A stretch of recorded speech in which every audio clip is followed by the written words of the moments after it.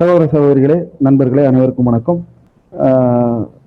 நம்முடைய ஆசிரியர் தகுதி தேர்வு வழிகாட்டி வகுப்புகளில் நிறைவு பகுதியை எட்டியுள்ளோம். ஒவ்வொரு பாடமாக நாம் நிறைவு செஞ்சிட்டோம். முழுமையான பாடப்பொருள் பார்த்துட்டோம். அதில் திருப்புதலும் பண்ணிட்டோம். வகுப்புக்குள்ள நம்ம என்ட்ராகிறோம்.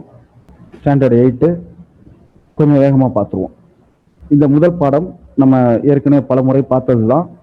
2 முறை பார்த்துட்டோம். ராமையான்னு ஒருத்தர் ஒரு சின்ன நகரத்தில் வசிச்சு வராங்க அவங்க ஒய்ஃபோட. அவங்க வீடு ஒரு ஓடு போட்ட வீடு, டைல்டு ரூஃபு.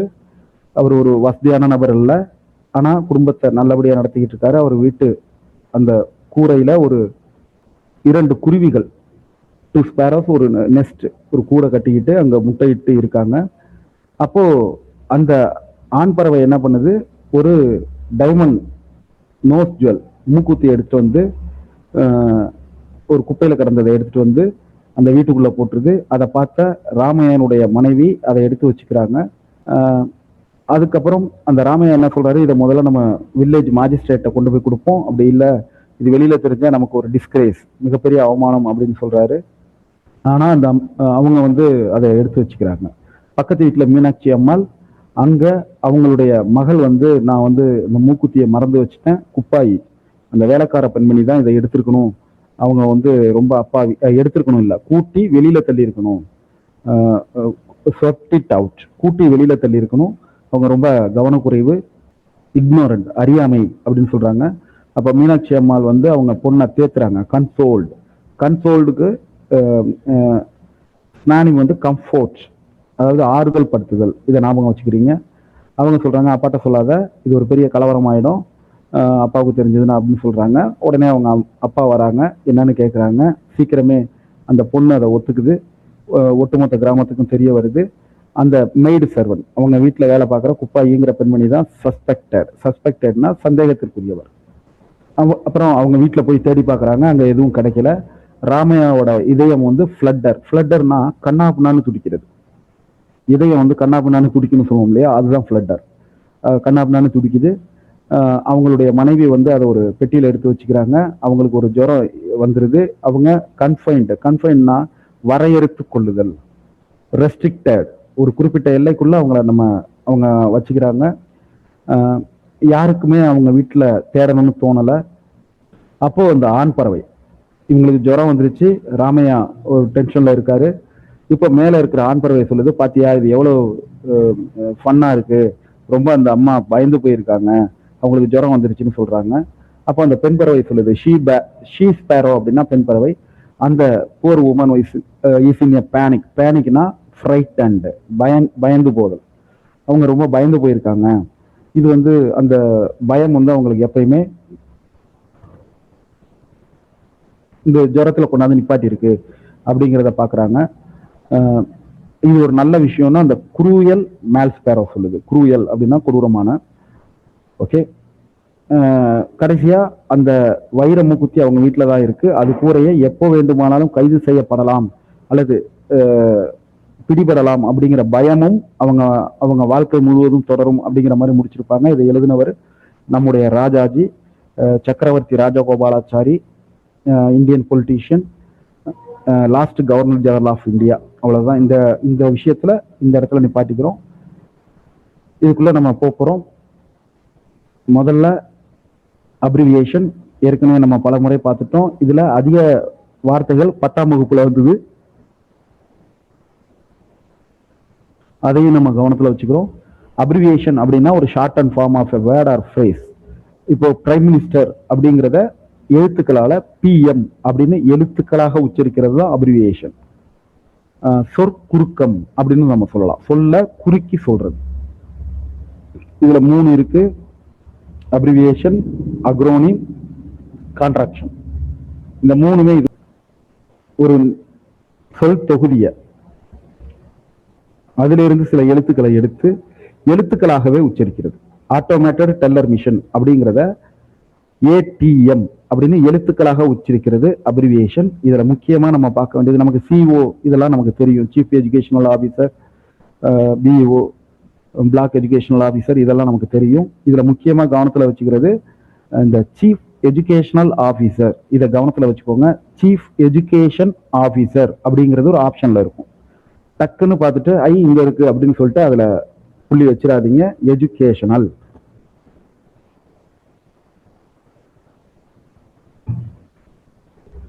ஸோ எஜுகேஷனல் அப்படிங்கிறதுல கவனம் செலுத்துறோம். அடுத்தது முக்கியமானது அப்ரிவியேஷன், எழுத்துக்களாக படிக்கிறது. இஎம்ஐஎஸ் பார்த்தோம்னா ஐயோ இந்த இருக்கு எமிஸ், காலங்காலமா சொல்லிட்டு இருக்கோமே எமிஸ், இது அக்ரோனிமா அப்ரிவியேஷனா? ஏன்னா அப்ரிவியேஷன்னா அந்த எழுத்துக்களை சுருக்கி வார்த்தையா படிக்கிறது. நாம இஎம்ஐஎஸ் எமிஸ்ன்னு படிக்கிறோம். ஸோ இது அப்ரிவியேஷன் நினைச்சுக்கிட்டு இருக்கோம், அக்ரோனிம்னு நினைச்சுக்கிட்டு இருக்கோம். ஆனா இது ஒரு அப்ரிவியேஷன். சார் எப்படி சார் அப்ரிவியேஷன் சொல்றீங்க? ஏன்னா இதை தொடங்கப்பட்ட போது இதை இப்படிதான் சொல்லணும்னு அவங்களே வரையறுத்து வச்சிருக்காங்க. இதை இஎம்ஐஎஸ்ன்னு தான் சொல்லணும், எமிஸ்ன்னு சொல்லக்கூடாது. இதை நினைவில் வச்சுக்கிறோம். என்எம்எம்எஸ் நமக்கு தெரிஞ்சது அக்ரோனிம், பாக்கி எல்லாமே எழுத்துக்களாக படிப்பதுதான். LED light emitting diode, UPS uninterruptible power supply, GST goods and services tax. இது எல்லாமே நம்ம அந்த சொற்களை குறுக்கி எழுத்துக்களாக உச்சரிக்கிறோம். இந்த எழுத்துக்களாக உச்சரிக்கிறது தான் அப்ரிவியேஷன். அடுத்தது அக்ரோனிம். அக்ரோனிம் அப்படின்னா என்ன? அக்ரோனிம்ங்கிறதும் ஒரு அப்ரிவியேஷன் தான். மீண்டும் சொல்றேன், அக்ரோனிம்ங்கிறதும் ஒரு அப்ரிவியேஷன் தான். ஆனா அப்ரிவியேஷன் எல்லாம் அக்ரோனிம் இல்லை. திருப்பி நீங்க அந்த பாக்யராஜ் டயலாக்கு இடையில நிறைய இயக்குனர் மறைந்ததுனால அந்த வசனம் திருப்பி திருப்பி வந்திருந்தது, அது ஞாபகம் வச்சுக்காதீங்க. அப்ரிவியேஷன், அக்ரோனிம் எல்லாமே அப்ரிவியேஷன், அக்ரோனிம் எல்லாமே அப்ரிவியேஷன் அல்ல. அக்ரோனிம்னா என்ன? அத நாம ஒரு சொல்லா படிக்கிறது, எழுத்துக்களாக உச்சரிக்காமல் சொல்லா படிக்கிறது. நார்த் அட்லாண்டிக் ட்ரைட்டி ஆர்கனைசேஷன், அதோட முதல் எழுத்துக்களை ஒன்னா போட்டோம், NATOன்னு சொல்லாம நேட்டோ அப்படின்னு சொல்றோம்னா அது acronym. Armoured vehicles and ammunition depot of India, இத AVADIன்னு சொல்லாம ஆவடி அப்படின்னு சொல்றோம்னா அது அக்ரோனிம். அப்போ சொற்குறுக்கத்தை எழுத்துக்களாக அன்றி சொல்லாகவே நம்ம கருதினோம்னா அது அக்ரோனிம். இதுல முக்கியமான விஷயம், இந்த சொல்லுல எல்லா எழுத்தும் கேபிட்டல்ல தான் இருக்கணும். ஏன்னா இது சொற்குறுக்கம். நமக்கு ஒரு சொல்லோட விஷயம் தெரியும். முதல் எழுத்து சப்போஸ் இட்ஸ் நவ், முதல் எழுத்து கேபிட்டல்ல இருக்கணும், மற்ற எழுத்துக்கள் எல்லாமே ஸ்மால் லெட்டர்ஸ்ல இருக்கும். ஆனா இந்த அக்ரோனிம்ல எல்லா எழுத்துக்களுமே எதுல இருக்கும்னா கேபிட்டல்ல இருக்கும். இதை ஞாபகம் வச்சுக்கிறீங்க. அப்ரிவியேஷன்லயும் அப்படிதான். யூடைஸ், நீட், பேன், ஹூ, நியூஸ், சிம், லேண்ட், வாட், இது எல்லாமே நம்ம ஏற்கனவே பார்த்துருக்கோம். நம்ம அக்ரோனிம்னா என்னன்னு தெரிஞ்சுக்கிறோம், அப்ரிவியேஷன்னா என்னன்னு தெரிஞ்சுக்கிறோம். இப்போ இசிஜி கொடுத்துருக்காங்க, இசிஜி அப்படின்னு தான் சொல்லணும், எலக்ட்ரோ கார்டியோகிராஃப். இதே போல யுனெஸ்கோ, யுனெஸ்கோங்கிறது என்ன? அப்ரிவியேஷனா அக்ரோனிமா? நம்ம யுனெஸ்கோன்னு சொல்லிட்டோம், அதனால இது அக்ரோனிம். அதை நம்ம சொல்லா படிக்கிறோம். யூனிசெஃப், நாசா, எய்ட்ஸ், இது எல்லாமே அக்ரோனிம். ஆனா ஏடிஹெச்டி, யுஎஃப்ஓ, எஃப்ஏகு, இது எல்லாமே அக்ரோனிம்ஸ். மேல உள்ள அப்ரிவியேஷன்ஸ், மேல உள்ள யுனெஸ்கோ, யூனிசெஃப், நாசா, எய்ட்ஸ் எல்லாமே அக்ரோனிம். ஏடிஹெச்டி, யுஎஃப்ஓ, எஃப்ஏகு இதெல்லாம் எழுத்துக்களா உச்சரிக்கிறோம். அப்போ இது அப்ரிவியேஷன். இதை நம்ம புரிஞ்சுக்கிறோம். இதனுடைய விளக்கம் தான் நம்மள்ட்ட கேட்க போறாங்க. அங்க இதுல எது அக்ரோனிம் எது அப்ரிவியேஷன் கேட்க போறது இல்ல. ஒருவேளை 3 அப்ரிவியேஷன் ஒரு அக்ரோனிம் கொடுத்துட்டு இதுல எது வித்தியாசமானதுன்னு கேட்கலாம். அப்போ நம்ம இதை தெரிஞ்சு வச்சிருக்கணும். அப்போ இது ஒரு ரொம்ப டஃப்பான ஒரு கொஸ்டினா இருக்கும். அதுக்கு நம்ம இந்த அக்ரோனிம்னா என்ன, அப்ரிவியேஷன் என்னன்னா, எது எது அக்ரோனிம் எது எது அப்ரிவியேஷன் அப்படிங்கிறதுல நம்ம தெளிவு இருக்கணும். நான் இந்த நோட்ஸ் ஷேர் பண்ணியிருக்கேன், மீண்டும் வேண்டுமானாலும் ஷேர் பண்றேன், ஒரு முறை பார்த்துக்கோங்க. அடுத்தது நவுன்.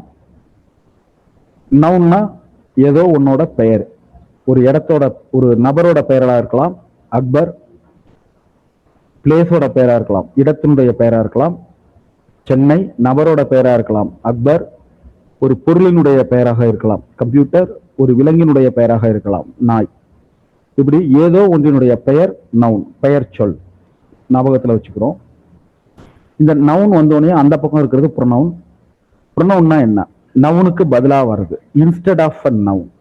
இதை நம்ம மைண்ட்ல வச்சுக்கிறோம். ப்ரொனவுன் அப்படின்னா இன்ஸ்டெட் ஆஃப் அ நவுன், ப்ரொனவுனுக்கு நவுனுக்கு பதிலாக வரக்கூடியது. எது ஒரு பேர் போடுற இடத்துல என்னென்ன வரும்? ஹீன்னு வரும், ஷீன்னு வரும், இட்டுன்னு வரும், ஐன்னு வரும். இது எல்லாமே ப்ரொனவுன். அடுத்தது வெர்ப். வெர்ப்னா ஒரு வினையை சொல்லக்கூடியது, ஒரு ஆக்ஷன் அல்லது ஒரு நிலை. ஸ்டேட்னா நிலை, ஒரு செயல் அல்லது ஒரு நிலையை குறிக்கக்கூடியது வெர்பு. கவனத்தில் வச்சுக்கிறோம். எக்ஸாம்பிள் கொடுத்துருக்காங்க, இதெல்லாம் நமக்கு தெரியும். ஆம், இஸ், வாஸ், ஆர், ஹேவ், இதெல்லாம் நிலை. ஐ ஆம் அ டாக்டர், அது ஒரு நிலை, ஒரு ஸ்டேட் அப்படிங்கிறத நம்ம புரிஞ்சுக்கிறோம். Share the types of poem. முத நாள்ல இருந்து கேட்டுக்கிட்டு இருக்கீங்க, கண்டிப்பா நீங்க சொல்லிடுறேன். 4 ஏற்கனவே சொல்லிட்டேங்க. சரி, okay. Verb is a word used to express வந்தான். Quickly come, come quickly. அப்போ இந்த வெர்பு எப்படி நடந்தது, அந்த வினை எப்படி நடந்தது, அந்த வினை பத்தி கூடுதலான விஷயங்கள் சொல்றது, வினையை பத்தி கூடுதலான விஷயங்கள் சொல்றது, இதுதான் அட்வர்ப். வந்தான், வேகமாக வந்தான். எழுதினான், அழகாக தெளிவாக எழுதினான், லெஜிபிலி. பேசினான், சத்தமாக பேசினான், லவுட்லி. இது போல ஒரு வெர்பை பத்தி கூடுதலாக ஒரு விஷயத்தை எது சொல்லுதோ அது அட்வர்ப். இதை நம்ம கவனத்தில் வச்சுக்கிறோம். Very, beautifully, cleverly, quickly, possibly. இந்த எல்ஓயில வர்றது எல்லாமே இல்ல, பெரும்பாலும் அட்வர்பா இருக்கும். அது இல்லாம இந்த வெர்பை பத்தி எதெல்லாம் கூடுதல் விவரங்களை சொல்லுதோ அதெல்லாம் அட்வர்ப். அட்வர்ப் இதை நம்ம ஞாபகம் வச்சுக்கிறோம். இந்த never, often, never, often, quite, very, இதெல்லாம் அட்வர்ப்னே நமக்கு தெரியாது. இதை வேற ஏதோ ஒரு சொல்லுன்னு நினைச்சுக்கிட்டு இருப்போம். இதெல்லாம் அட்வர்ப் தான், கவனத்தில் வச்சுக்கிறோம். அடுத்தது அட்ஜெக்டிவ். இந்த அட்ஜெக்டிவ்ங்கிறது நவுனை பத்தி கூடுதலா சொல்றது. வெர்பை பத்தி கூடுதலா சொன்னா அட்வர்ப், நவுனை பத்தி கூடுதலா சொன்னா அட்ஜெக்டிவ். வெர்பை பத்தி கூடுதலா சொன்னா அட்வர்ப், நவுனை பத்தி ஒரு பெயர் சொல்லை பத்தி கூடுதலா சொல்றது. பெயர் சொல், ஒரு பெயர் சொல் சொல்லுங்க. ஒரு பையன், இது ஒரு பையன், இது ஒரு noun. Boy, intelligent boy, good boy, bad boy, clever boy, little boy, honest boy, இப்படி சொல்லலாம். அப்போ அந்த நவுனை பத்தி கூடுதலான விவரங்கள் சொல்லக்கூடியது எல்லாமே அட்ஜெக்டிவ். இதை நம்ம கவனத்தில் வச்சுக்கிறோம். கிரேட், லார்ஜ், இது அதனுடைய அளவை பத்தி சொல்றக்கூடியது. ஸோ ஒரு நவுனை பத்தி ஒரு கூடுதலான தகவலை சொல்றத அட்ஜெக்டிவ்னு நம்ம மனசுல வச்சுக்கிறோம். அடுத்தது ப்ரப்போசிஷன். ப்ரப்போசிஷன் நமக்கு தெரியும். ஒரு நவுனையோ ப்ரொனவுனையோ அதனுடைய அந்த சென்டென்ஸ்ல அந்த ஒரு இடத்துல ஏதோ ஒண்ணுக்கு இடையில உள்ள ஒரு தொடர்பை சொல்றது தான் ப்ரப்போசிஷன். தமிழ்ல சொன்ன இணைப்புச்சொல், உரிச்சொல். இது in, on, at, on, by, for, from, out, to, up, இப்படி வரும். இது இல்லாம கூடுதலாக ப்ரப்போஷனல் ஃப்ரேசஸ் இருக்கு. நம்ம 8ஆம் வகுப்புல பார்த்தோம். ஒரு விஷயத்தை தொடர்பு படுத்தக்கூடியது, இதை பார்த்துக்கிறோம். அடுத்தது கன்ஜெக்ஷன். கன்ஜெக்ஷன்னா இணைப்பு சொல். 2 விஷயத்தை அல்லது 3 விஷயத்தை அல்லது 2 வார்த்தைகளை, 2 சென்டென்ஸை ஒன்றா கொண்டு வர்றதுதான் கன்ஜெக்ஷன். இதுல ஜங்ஷன் இருக்கு. ஜங்ஷன்னா என்ன? இணையிற இடம். அப்ப 2 சென்டென்ஸை கொண்டாந்து இணைக்கிற இடம் ஜங்ஷன், கன்ஜெக்ஷன். ஞாபகம் வச்சுக்கிறோம். And, but, because, or, so, still, இதெல்லாம் கன்ஜெக்ஷன். இதுலயும் ஃப்ரேஸ் இருக்கு, நிறைய வகைகள் இருக்கு. இன்டர்ஜெக்ஷன், வியப்பு சொல் அப்படின்னு நம்ம சொல்லிக்கிட்டு இருப்போம். ஆனா அது உணர்ச்சி சொல். ஏன்னா வியப்பு சொல்னா வியக்கிறது மட்டும்தான் வியப்பு சொல்லா இருக்க முடியும். ஒரு சடன் ஃபீலிங், அப்ப இது உணர்ச்சி சொல். அலாஸ் அப்படிங்கிறது வியப்பு கிடையாது, அது ஒரு வருத்தம். வாவுங்கிறது வியப்பு. சோகத்துக்கும் உணர்ச்சியை வெளிப்படுத்தக்கூடியதுதான் இந்த அலாஸ். ஸோ இன்டர்ஜெக்ஷன் அப்படின்னா உணர்ச்சி சொல். ஞாபகம் வச்சுக்கிறோம். நவுன். நவுன்ல இந்த பகுதியை கவனமா பாருங்க.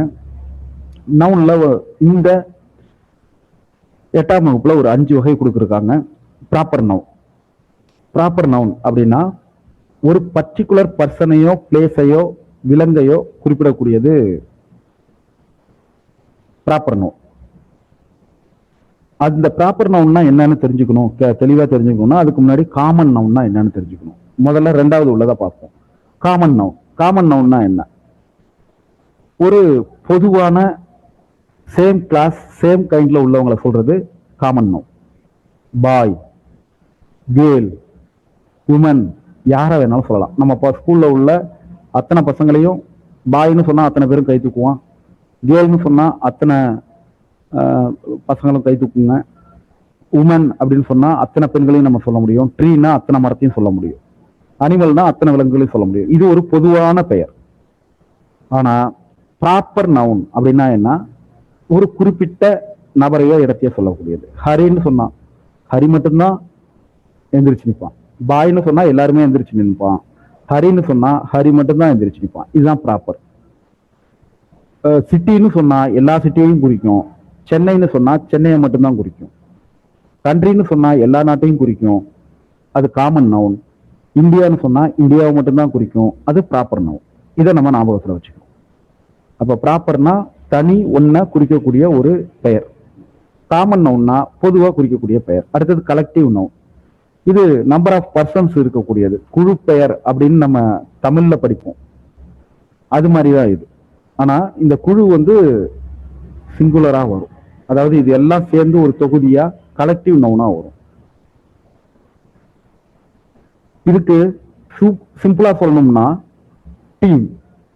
டீம்ங்கிறது அதுல நிறைய பிளேயர்ஸ் இருப்பாங்க. ஆனா இந்த டீம்ங்கிறது அந்த மொத்த எல்லா பிளேயரையும் சேர்த்தாதான் டீம். இதுதான் கலெக்டிவ்.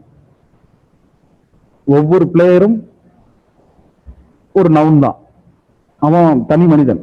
ஆனா இந்த அத்தனை தனி மனிதனும் சேர்ந்ததுக்கு டீம்னு பேரு, அது கலெக்டிவ் நவுன். நேஷன் அப்படின்னா அங்க பல்வேறு மாநிலங்கள் இருக்கும், ஆனா அது எல்லாம் சேர்ந்தா நேஷன். ஃபேமிலி, இப்போ பல நபர்கள் அந்த ஃபேமிலியில இருப்பாங்க, அவங்க அத்தனை பேருக்கும் ஒரு இண்டிவிஜுவல் பேர் இருக்கும், ப்ராப்பர் நேம் இருக்கும், அல்லது காமன் நேம் இருக்கும், ஃபாதர், மதர், இதெல்லாம் காமன் நேம். ஆனா இந்த அத்தனை நபர்களும், ஒரு ஃபேமிலியில் உள்ள அத்தனை நபர்களும் சேர்ந்தது, அவங்கள மொத்தமா சொல்றது கலெக்டிவ் நவுன். என்னன்னு பாத்தீங்கன்னா ஃபேமிலி. அடுத்தது அப்டிராக்ட் நவுன். இந்த அப்டிராக்ட் நவுன்னா என்னன்னா ஒரு குவாலிட்டி, ஒரு ஆக்ஷன் அல்லது ஒரு நிலை. இது என்னன்னா சுருக்கமா ஞாபகம் வச்சுக்கிறோம். அப்டிராக்ட் நவுன் அப்படின்னா நம்ம பார்க்க முடியாத ஒரு விஷயமா இருக்கும் அப்படிங்கிற மாதிரி ஞாபகம் வச்சுக்கிறோம். ஒரு குவாலிட்டி, கைண்ட்னஸ் நம்ம பார்க்க முடியாது, ஹானஸ்டி கண்ணில் படாது, லாஃபர், ஹேட்ரட் வெறுப்பு நமக்கு தெரியாது, இளமை அப்படிங்கிறத நம்ம தனியா அதை பிரிச்சு பார்க்க முடியாது. இப்படி அப்டிராக்ட் ஒரு குவாலிட்டியை சொல்றதுதான் அப்டிராக்ட் நவுன். அடுத்தது மெட்டீரியல் நவுன். இந்த மெட்டீரியல் நவுன் அப்படிங்கிறது raw material of a product. இந்த மெட்டீரியல் நவுனை ஞாபகம் வச்சுக்கோங்க. இது எங்க தேவைப்படும்னு கேட்டீங்கன்னா இந்த அட்ஜெக்டிவா ஆர்டர் பண்ற இடத்துல இது தேவைப்படும். Gold, golden, silver, silver, diamond, wood, wooden, அப்படி மாறும், அட்ஜெக்டிவா மாறும். இப்ப கோல்டுக்கு அட்ஜெக்டிவ் என்னன்னா கோல்டன், உட்டுக்கு உடன், இது மாதிரி மாறும். இது அதுல தேவைப்படுங்கிறதுனால நான் லிங்க் பண்ணி சொல்றேன். மெட்டீரியல் நவுன்னா எதனால் ஆக்கப்பட்டது, கோல்டு, சில்வர், ஃபைபர், டைமண்ட், உட், கிளே, காட்டன், இது எல்லாமே மெட்டீரியல் நவுன். இதை நாம ஞாபகத்துல வச்சுக்கிறோம். அடுத்தது இதை சார்ட் பண்ண சொல்லியிருக்காங்க. இது ஏற்கனவே நீங்க பல முறை செஞ்சதுதான். பர்சன் நேம்ஸ், பிளேஸோட நேம், திங்க் பொருட்களுடைய பெயர், அனிமல் பெயர், ideas or feelings, happiness, thought, success, problem, solution, இதெல்லாம் நம்ம பார்த்துக்கிறோம். அடுத்தது proper noun, common noun, collective noun, abstract noun. Proper noun நமக்கு தெரியும், ஒரு தனி இண்டிவிஜுவலோட பெயர். காமன் நவுன் ஹாபின்னு கொடுத்துருக்காங்க, இது இல்லை, ஹாபிங்கிறது abstract noun. Collective noun people. இங்க அப்டிராக்ட் நவுன்ல ஆக்டிவிட்டி, டைம், இன்ட்ரெஸ்ட், பர்சனாலிட்டி இதெல்லாம் கொடுத்துருக்காங்க, இது எல்லாமே சரி. அடுத்தது குழு பெயர், கலெக்டிவ் நவுன். இது ரொம்ப முக்கியம். ஏற்கனவே நம்ம பார்த்துருப்போம், நிறைய முறை பார்த்துருக்கோம், மாற்றமே இல்லை. ஆனா இதை குறிப்பெடுத்துக்கிறோம். Herd of cows, flock of birds, பறவைகள் சேர்க்கிறது ஃபிளாக். கோரஸ், சிங்கர்ஸை கோரஸ்னு சொல்கிறோம், அதை choir of singers. Bottle of milk, cup of tea, இந்த கப் ஆஃப் டீ முக்கியம். அதே போல் ஸ்பூன் ஆஃப் சுகர், அதுவும் முக்கியம். A swarm of ants, a bunch of grapes. கொத்து, பஞ்சுனா கொத்து, திராட்சை கொத்து, சாவி கொத்து. அப்போ சாவி கொத்துக்கு பஞ்ச் ஆஃப் கீஸ் அப்படின்னு சொல்லுவோம். A bowl of rice, a pair of shoes, a shower of rain. இதை நம்ம ஞாபகம் வச்சுக்கிறோம். இதான் கலெக்டிவ் நவுன். அடுத்தது சப்ஜெக்ட் ப்ரொனவுன், அப்ஜெக்ட் ப்ரொனவுன். இந்த ப்ரொனவுன்ல முக்கியமானது, நிச்சயமாக ஒரு கேள்வி எதிர்பார்க்கலாம். Subject pronoun, object pronoun, possessive adjective, possessive pronoun. இது நம்ம ஏற்கனவே தெளிவாக நடத்தியிருக்கோம். மீண்டும் நாம அந்த வகுப்பை பார்க்க சொல்லாம ஏன் இப்போ இந்த நேரத்தில் நடத்துறோம்னா, அந்த சில பேர் அதை தவற விடலாம். அதனால தான் இதை நம்ம கவனத்துக்கு கொண்டு வர்றோம். சப்ஜெக்ட் ப்ரொனவுன்னா என்னன்னா, அது சப்ஜெக்டா வரும். ஆப்ஜெக்ட் ப்ரொனவுன்னா இது ஆப்ஜெக்டா மட்டும்தான் வரும், இது சப்ஜெக்டா வராது. சார் யூ இருக்கு, ரெண்டு இடத்துல யூன்னு தானே இருக்கு. அதுல ஒரு சின்ன வித்தியாசம் இருக்கு, கவனிச்சிங்கன்னா தெரியும். சப்ஜெக்ட் ப்ரொனவுன்ல உள்ள யூ கேபிட்டல் ஒய்ல இருக்கும், அப்ஜெக்ட் ப்ரொனவுன்ல உள்ள யூ ஸ்மால் ஒய்ல இருக்கும். சார் இட்டும் அதே மாதிரிதான், இட்டுன்னு இருக்கு, அது சப்ஜெக்ட் ப்ரொனவுன்ல வரும்போது ஃபர்ஸ்ட் லெட்டர் கேபிட்டல்ல இருக்கும், ஆப்ஜெக்ட்ல வந்திருந்தா ஃபர்ஸ்ட் லெட்டர் ஸ்மால்ல இருக்கும். இதை ஞாபகம் வச்சுக்கிறோம். இது ரெண்டும் தான் சப்ஜெக்டாகவும் வரும், ஆப்ஜெக்டாகவும் வரும். மற்றது சப்ஜெக்ட் ப்ரொனவுன் அப்படின்னா நான், நாங்கள், நீ, நீங்கள், அவர்கள், அவன், அவள், அது. இதே ஆப்ஜெக்ட் ப்ரொனவுன்னா என்னவா இருக்கும்? எது இப்ப அவன் எங்களுக்கு, உனக்கு, உன்னிடம், இது போல வர்றது. என்னை, உன்னை, உங்களை, இப்படிதான். இதான் ஆப்ஜெக்ட் ப்ரொனவுன். என்னை, உங்களை, அவனை, அவளை, அதை, அவர்களை, இது ஆப்ஜெக்ட் ப்ரொனவுன்.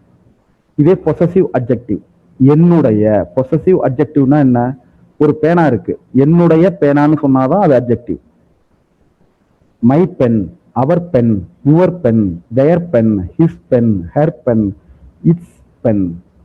அப்போ அவர்களுடைய அப்படின்னு வந்தாதான் அது அட்ஜெக்டிவ். அவர்களுடையது அப்படின்னு வந்தா அது pronoun. This pen is mine. இதை நம்ம தெளிவா புரிஞ்சுக்கிறோம். ஒரு பேனா, சிம்பிளா ஒரு பேனா வச்சுக்கிறோம், இது என்னுடைய பேனான்னா பேனாவை பத்தின கூடுதல் தகவல். சகோதர சகோதரிகளே, நமக்கு எப்போதுமே நம்ம சொல்லியிருக்கோம், இந்த வகுப்பு அப்படியே தொடரும். இந்த இடத்துல நிறைவு விழாவிற்கு எப்போதுமே நம்ம ஒரு செயலை செய்வதற்கு வாழ்த்து முக்கியம். அந்த வகையில் இந்த நிகழ்வில் வாழ்த்துரை வழங்குவதற்கு எங்களுடைய மாநில தலைவர் திரு திருலோகச்சந்திரன் ஐயா அவர்கள் வருகை தந்துள்ளார்கள். அவங்க இப்போ உங்களுக்கு இந்த வாழ்த்து செய்தி, தேசிய ஆசிரியர் சங்கம் மாநில அமைப்பின் சார்பாக உங்களுக்கு வாழ்த்து செய்தியை வழங்குவார்கள். இந்த நீண்ட காலமாக நடந்து இருக்கக்கூடிய இந்த ஆசிரியர் தகுதி தேர்வு வழிகாட்டி நிகழ்வுகளுக்கு அனுமதி அளித்தது அப்படிங்கிறது நம்முடைய மாநில தலைவர் திரு திருலோகச்சந்திரன் ஐயா அவர்கள். அவர்களுக்கு இந்த நேரத்தில் நன்றியை தெரிவித்துக் கொள்கின்றோம். ஐயா அவர்கள் இப்பொழுது வாழ்த்து செய்தியை வழங்குவார்கள். அனைவருக்கும் வணக்கம். கேக்குதுங்களா? ஆடிபிள்ங்க. தேசிய ஆசிரியர் சங்கம் தமிழ்நாடு சார்பாக நடைபெற்று கொண்டிருக்கும் இந்த ஆசிரியர் தகுதி தேர்வுக்கான பயிற்சி வகுப்பில் கலந்து கொண்டிருக்கக்கூடிய அனைத்து ஆசிரியர் பெருமக்களுக்கும் தேசிய ஆசிரியர் சங்கம் சார்பாக எனது வணக்கத்தையும் வாழ்த்துக்களையும் நன்றியும் தெரிவித்துக் கொள்கிறேன். நமக்கு எத்தனையோ பல்வேறு இடர்பாடுகள், இன்னல்கள் இருந்த போதிலும் இந்த தேர்வு நமக்கு சாதாரணமானது. இந்த தேர்வில் என்னால் சிறப்பாக செயல்பட முடியும், நான் சிறப்பாக தேர்வு எழுதி வெற்றி பெறுவேன் என்ற நம்பிக்கையோடு இந்த பயிற்சி வகுப்பில் முதலில் இணைந்த அனைவருக்கும் என்னுடைய நன்றியினை தெரிவித்துக் கொள்கிறேன். மரியாதைக்குரிய நமது பள்ளிக்கல்வி இயக்குனர் அவர்கள் துவக்கி வைத்த இந்த பயிற்சி வகுப்பானது 100 நாட்களுக்கு மேல் நடந்து கொண்டிருப்பது அனைவருமே அறிந்தது. ஒரு செயலில் வெற்றி என்பது நம்முடைய விடாமுயற்சி, அதை தொடர்ந்த நமது பயிற்சி இதை பொறுத்தே அமைகிறது.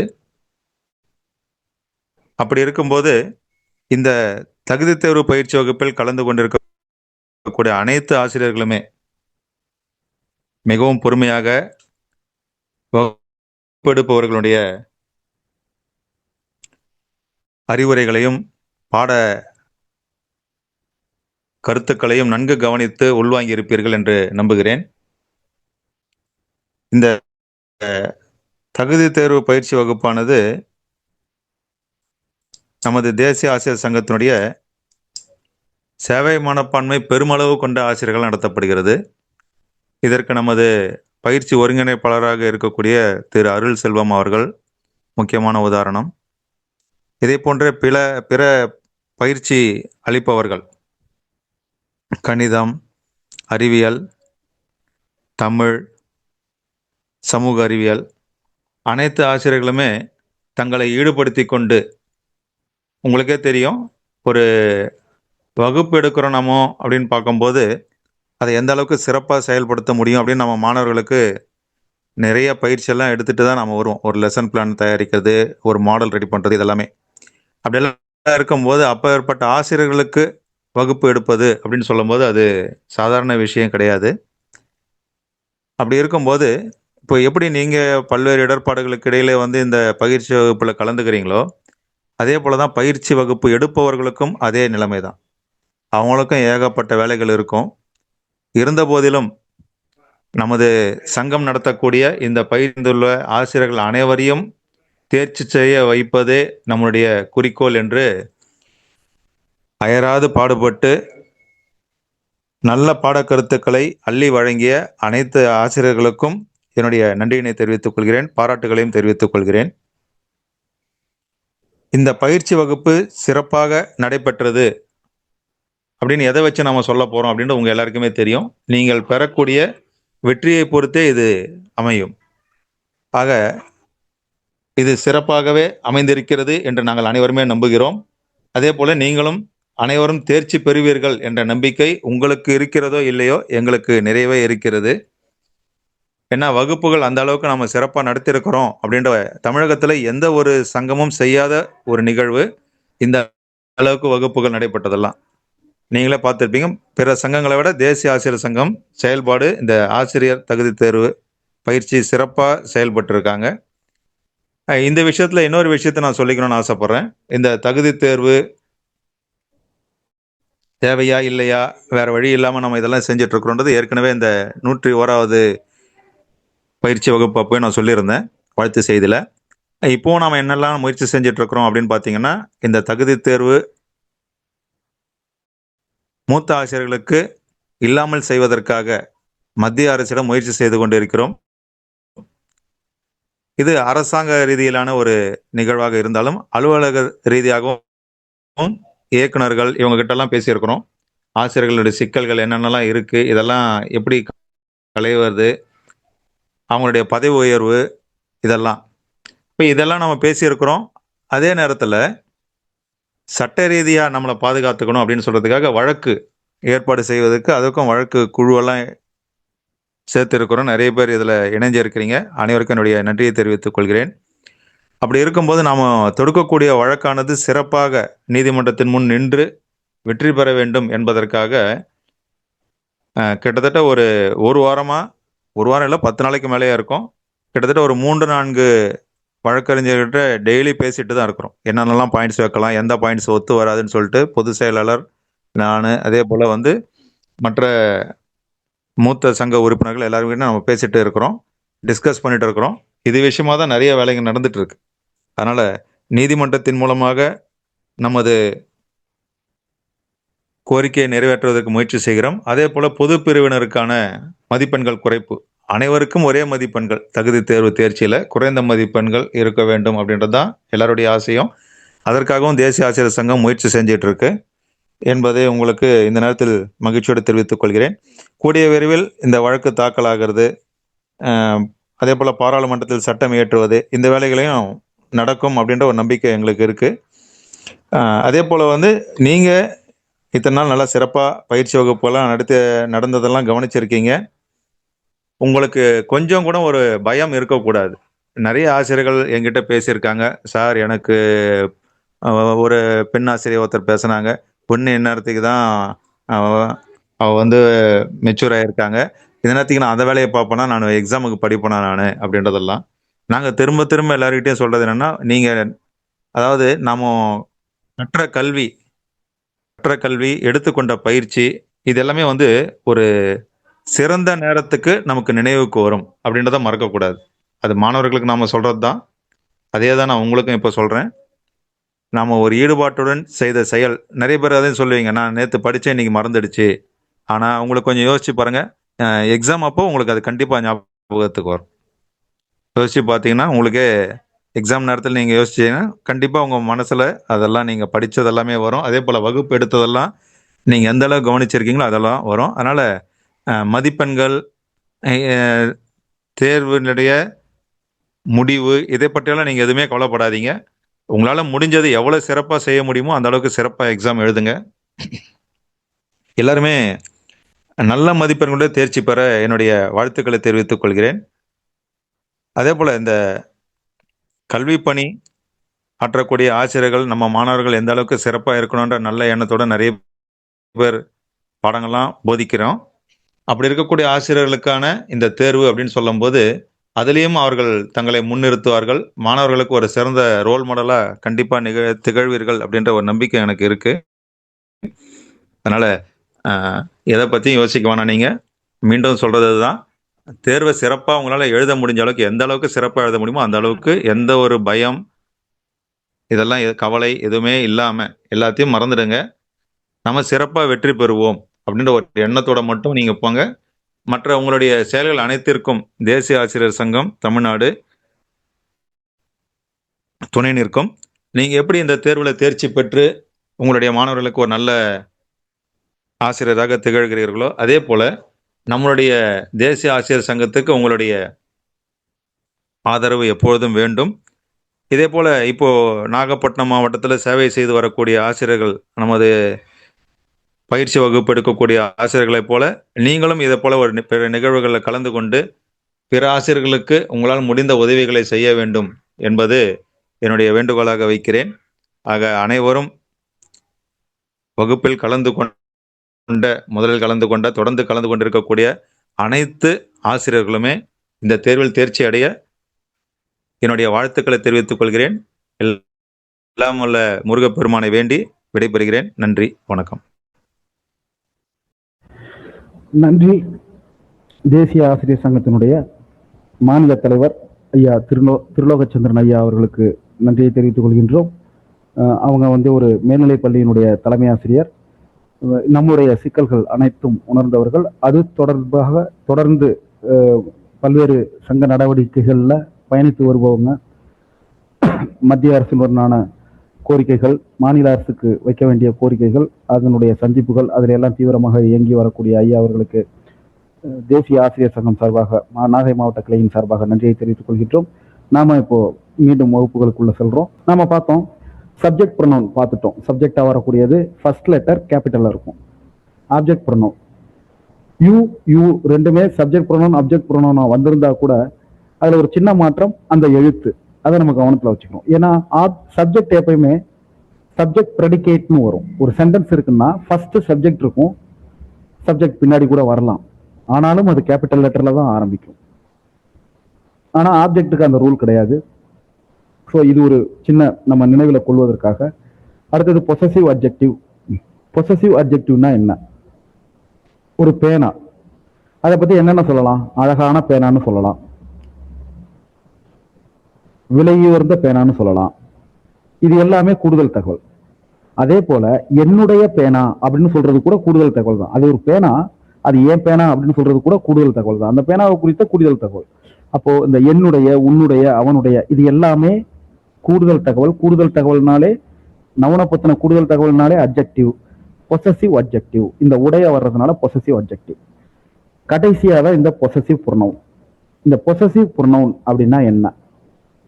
ரொம்ப முக்கியமானது. பொசசிவ் அட்ஜெக்டிவ், பொசசிவ் ப்ரொனவுன் ரெண்டுமே குழப்பம். எந்த குழப்பமும் தேவையில்லை. என்னுடைய அப்படின்னா என்னுடைய பேனான்னு சொல்லிட முடியும். ஸோ அது அப்ஜெக்டிவ், பொசசிவ் அப்ஜெக்டிவ். என்னுடையது, அந்த பேனா என்னுடையது அப்படிங்கிறதுல என்னுடையதுன்னு சொல்றோம். இது பொசசிவ் ப்ரொனவுன். ஏன் ஏன் இதை பொசசிவ் அப்ஜெக்ட்னு சொல்லக்கூடாது? ஏன்னா அந்த பேனாங்கிறதுல த பென், அவ்வளவுதான். The pen is mine. அந்த பேனாவை பத்தின கூடுதல் தகவல் இல்லை. அந்த பேனா என்னுடையதுன்னு நாம அந்த ப்ரொனவுன் கேஸ்ல நம்ம கொண்டு வரோம். என்னுடையது, அவனுடையது அப்படின்ட்டு. அவனுடைய பேனான்னா அப்ஜெக்டிவ், என்னுடையது அவனுடையதுன்னா ப்ரொனவுன். இதை ஞாபகம் வச்சுக்கிறீங்க. Subject pronoun, object pronoun. இது என்னது? சப்ஜெக்ட் ப்ரொனவுன்னா சப்ஜெக்டா செயல்படும், அப்ஜெக்ட் ப்ரொனவுன்னா ஆப்ஜெக்டா செயல்படும். அவ்வளவுதான் இதுல உள்ள வித்தியாசம். ஷீ இஸ் மை ஃப்ரெண்ட், இந்த the painting is done by me, இந்த ரெண்டையும் பார்த்தீங்கன்னா தெரியும். ஷீ இஸ் மை ஃப்ரெண்ட், இதுல சப்ஜெக்ட், அதுக்கு பின்னாடி உள்ளது ப்ரெடிகேட். இதை குழப்பிக்க வேண்டாம். சப்ஜெக்டா வர்றது சப்ஜெக்ட் ப்ரொனவுன். இங்க the painting is done by me, இந்த பை மீ அப்படின்னு வந்ததுன்னா ஆப்ஜெக்ட்ல வரும். ஐ வில் கிவ் யூ, நான் உனக்கு, அவனுக்கு, இதெல்லாம் ஆப்ஜெக்ட்ல வரும். புரிச்சுக்கிறோம்? அதேதான். பொசசிவ் அட்ஜெக்டிவ், பொசசிவ் ப்ரொனவுன் கொடுத்துருக்காங்க. நிச்சயமாக இதை கவனத்துல வச்சுக்கோங்க. அவனுடைய, என்னுடைய சட்டை, உன்னுடைய புத்தகம், அவனுடைய, அவளுடைய நாய், நம்முடைய பறவை, இது எல்லாமே possessive adjective. My shirt, your book, her dog, our bag. இந்த உடைய அப்படின்னு வர்றது, உடையன்னா பொசசிவ். இந்த பொசசிவ் ப்ரொனவுன்னா என்ன? இது பொசசிவ் அட்ஜெக்ட ரீப்ளேஸ் பண்ணிட்டு வருது. Green shirt is mine. இப்போ இந்த ஷர்ட்டுக்கு எது அட்ஜெக்டிவா இருக்கு? கிரீன் தான் அட்ஜெக்டிவா இருக்கு. மைன்ங்கிறது அட்ஜெக்டிவா இல்ல. இது பொசசிவ் ப்ரொனவுனா இருக்கு. என்னுடையது ப்ரொனவுன் கேஸ்ல வருது. இதை நம்ம புரிஞ்சுக்கிறோம். என்னுடைய சட்டை பச்சை நிறம் என்பதற்கும் பச்சை சட்டை என்னுடையது என்பதற்கும் வித்தியாசம் இருக்கு. என்னுடைய சட்டைங்கும் போது அது அட்ஜெக்டிவ், பச்சை சட்டை என்னுடையது அப்படிங்கும் போது ப்ரொனவுன். இதை மட்டும் ஞாபகத்துல வச்சுக்கிறோம். இதை குறிப்பெடுத்து மனப்பாடம் வேணாலும் பண்ணிக்கங்க. இந்த முதல் சென்டென்ஸ், சப்போஸ் ஒரு கிராமட்டிக்கல் ஐட்டத்துல ஏதாவது ஒரு டஃப் இருந்ததுன்னா நீங்க அந்த ஒரு உதாரணத்தை எழுதி மனப்பாடம் பண்ணிக்கங்க. அதை வச்சுக்கிட்டு நீங்க தொடங்குங்க. ஒன்னும் எந்த பிரச்சனையும் இல்லை. அடுத்தது verb. Verb transitive verb, intransitive verb கொடுத்துருக்காங்க. டிரான்சிட்டிவ் வெர்ப்னா அதுக்கு ஒரு ஆப்ஜெக்ட் இருக்கும். நான் வீசினேன், பந்தை வீசினேன். நான் அடித்தேன், அவர்களை அடித்தேன். நான் யோசித்தேன், நீ சரியென யோசித்தேன். அப்போ நவுன் கிளாஸ் ஆசன அப்ஜெக்டா வருது. இதை நம்ம பார்க்கிறோம். ஆனா இன்ட்ரான்சிட்டிவ் இதுல ஆப்ஜெக்ட் இருக்காது. நான் ஓடினேன், நான் ஓட்டத்தை ஓடினேன்னா சொல்ல முடியும்? நான் ஓடினேன், அவ்வளவுதான். நான் நீந்தினேன், நான் நீச்சலை நீந்தினேன்னா சொல்ல முடியும்? இதெல்லாம் இன்ட்ரான்சிட்டிவ். நான் வீசினேன், வீசப்பட்டது. நான் பந்தை வீசினேன், பந்து என்னால் வீசப்பட்டது. நான் அவர்களை வீழ்த்தினேன், அவர்கள் என்னால் வீழ்த்தப்பட்டார்கள். இது டிரான்சிட்டிவ், இப்படி மாத்திக்க முடியும். ஆனா இன்ட்ரான்சிட்டிவ்ல நான் ஓடினேன், இதை நீங்க மாத்தவே முடியாது. நான் நீந்தினேன், மாத்தவே முடியாது. இதெல்லாம் இன்ட்ரான்சிட்டிவ் வேர்ட். ஜஸ்ட் புரிஞ்சுக்கிறோம். ஸ்பெஷல் ஹீரோ இதை நிறைய முறை நம்ம பார்த்துட்டோம். ப்ளூரல் கொடுத்துருக்காங்க. இதுல சிங்குலர் ப்ளூரலுக்கு நடுவுல உள்ள உயிரெழுத்தை மாற்றுவது, இதுல எது எது வருது? இதெல்லாம் நமக்கு தெரிஞ்சதுதான். Man, men, foot, feet, tooth, teeth, goose, geese. இதுல முக்கியமானது இந்த கூஸ், கீஸ். இதை மட்டும் நம்ம ஞாபகம் வச்சுக்கிறோம். அதே போல ஐஎஸ் வந்ததுன்னா சிங்குலர்ல அது இஎஸ்ஆ மாறும். எது? ஹைப்போதீசிஸ், ஹைப்போதீசஸ். ஓயாசிஸ், ஓயாசஸ், பாலைவனச்சோலை. கிரைசிஸ், கிரைசஸ், பிரச்சனைகள். அதே போல ஹைப்பர்நேட்டட் வேர்டு அப்படின்னா என்ன? ஒரு சொல் தொகுதியா இருக்கக்கூடியது. Sister in law, brother in law, runner up, passer by. இப்படி ஹைப்பர்நேட்டட் வேர்டா இருந்தா அதுல ப்ளூரல் ஃபார்ம் அந்த மொத வார்த்தையில சேரும். Passers by, sisters in law, brothers in law, runners up, இப்படி மாறும். இதை நம்ம கவனத்துல வச்சுக்கிறோம். அடுத்தது யூஎஸ் வருது. யூஎஸ் வந்தா அது ஐயா மாறும். எப்படி? இது வந்து ரூட் வேர்டு வந்து லத்தீன் கிரீக் வேர்ட்ஸுக்கு வந்து இது மாதிரி இப்ப இதுக்கு பின்னாடி உள்ள ரூல்லாம் அதுக்கு பொருந்தும். யூஎஸ் வருது. Cactus, cacti, fungus, fungi. இப்ப நம்ம இந்த ஒரு இடத்துல ஏமாந்துடக்கூடாது. இதுல எஸ் வந்திருக்கு, காக்டில எஸ் வரல. ஸோ காக்டஸ்ங்கிறது ப்ளூரல்னு நினைச்சிருவோம். இல்ல, காக்டஸ்ங்கிறது சிங்குலர் ஃபார்ம், அதனுடைய plural form cacti. Fungus singular, fungi. முக்கியமா சிலபஸ், நம்ம ரொம்பனே ஒரு 3 மாசமா யோசிச்சுக்கிட்டு இருந்த வார்த்தை டெட்டுக்கு சிலபஸ் என்ன, சிலபஸ் என்ன. அப்ப சிலபஸ்ங்கிறது சிங்குலர், சிலபி ப்ளூரல், ஞாபகம் வச்சுக்கிறோம். சிலபஸ்ங்கிறது சிங்குலர். அடுத்தது யூஎம் ஏவா மாறும். Bacterium, bacteria. நம்ம கூடுதல் எழுத்துக்கள் இருந்தா அது ப்ளூரல் ஃபார்ம்னு நினைச்சுக்கிட்டு இருப்போம். இல்ல, நல்லா புரிஞ்சுக்கோங்க. இந்த காக்டஸ் காக்டியா மாறுது, பாக்டீரியம் பாக்டீரியாவா மாறுது. 2 எழுத்து 1 எழுத்தா மாறுது. இப்போ இப்படி யூஎஸ்ங்கிற 2 எழுத்து 1 எழுத்தா மாறுது, யூஎம்ங்கிற 2 எழுத்து ஏங்கிற 1 எழுத்தா மாறுது. இது எல்லாமே ப்ளூரல் ஃபார்ம்ல எழுத்து குறையும், ஞாபகம் வச்சுக்கிறோம். இது எல்லாமே கிரீக் லாட்டின் ஆரிஜின், அதை ஞாபகம் வச்சுக்கிறோம். அடுத்தது சில நவுனுக்கு சேம் ஃபார்ம் இருக்கும். Dear, dear, fish, fish. இது சிங்குலர் ப்ளூரல் ரெண்டுமே ஒண்ணுதான். இந்த ஃபிஷ்ஷுக்கு மட்டும் நம்ம பல முறை நம்ம சொல்லியிருக்கோம். ஃபிஷ்ங்கிறது சிங்குலர் ப்ளூரல் ரெண்டுக்குமே அதே தான். ஃபிஷஸ்னு ஒரு ஃபார்ம் இருக்கு. இப்போ 2 விரால் மீன் இருக்கு, அதுவும் ஃபிஷ் தான். 1 விரால் மீன் இருக்கு, அதுவும் ஃபிஷ் தான். 100 விரால் மீன் இருக்கு, அதுவும் ஃபிஷ் தான். ஆனா ஒரே ஒரு விரால் மீனும் ஒரே ஒரு கெண்ட மீனும் இருந்தா அது ஃபிஷஸ். அப்போ ஒரே வகையில உள்ள நிறைய மீன்கள் இருந்தா அதை ஃபிஷ்னு சொல்றோம். அதுக்கு சிங்குலர் ப்ளூரல் ரெண்டுமே ஃபிஷ் தான். ஆனா வேற வேற வகையில உள்ள மீன்கள் இருக்கும்போது அதை ஃபிஷஸ் அப்படின்னு சொல்லணும். 2 மீன் இருந்தாலும், 100 விரால் மீன் இருந்தாலும் அது ஃபிஷ் தான். ஆனா ஒரே ஒரு கெண்ட மீனும் ஒரே ஒரு விரால் மீனும் ஆக 2 மீன் தான் இருக்கு, ஆனா அது ஃபிஷஸ், அது ப்ளூரலா மாறும். ஞாபகம் வச்சுக்கிறோம். இந்த ரூல் எங்க வரும்? இன்னொரு இடத்துல வரும். பீப்புள்ங்கிறது ப்ளூரல் ஃபார்ம்னு நம்ம நினைச்சுக்கிட்டு இருக்கோம். ஆனா பீப்புள்ஸ் ஆஃப் இந்தியா அப்படின்னு ஒண்ணு சொல்லுவாங்க. என்னன்னா பல வகைப்பட்ட மக்களை சொல்லும்போது மக்கள் அப்படிங்கிறது சிங்குலர், ப்ளூரல் ரெண்டுமே ஒண்ணுதான். பீப்புள் அப்படிங்கிறது ஒண்ணுதான். அது நார்மலா ப்ளூரல்ல தான் இருக்கும், மக்கள் சேர்ந்த தொகுதியை குறிக்கும். பீப்புள்ஸ் அப்படின்னா என்ன? பல வகை மக்கள், பீப்புள்ஸ் ஆஃப் இந்தியா, ஞாபகம் வச்சுக்கிறோம். அடுத்தது இங்க நமக்கு இந்த ஃபார்ம் பண்ண சொல்லி கொடுத்துருக்காங்க. இது போன்ற வினா நிச்சயமாக எதிர்பார்க்கலாம். ப்ளூரல் ஃபார்ம்ல ஃபார்ம் பண்ண சொல்றது ட்ரை பண்ணுங்க, கிடுகிடுன்னு முயற்சி பண்ணுங்க. Foot, foot. Radii, radii. Radius, radii. எழுத்து குறையுது, ஞாபகம் வச்சுக்கிறோம். கவர்னர் ஜெனரல், ஹைப்பர்நெட் வேர்டில் எஸ் சேர்க்கிறோம், governors general. Syllabus, syllabi. Datum, data. டேட்டாங்கிறது ப்ளூரல் ஃபார்ம், ஞாபகம் வச்சுக்கிறோம்.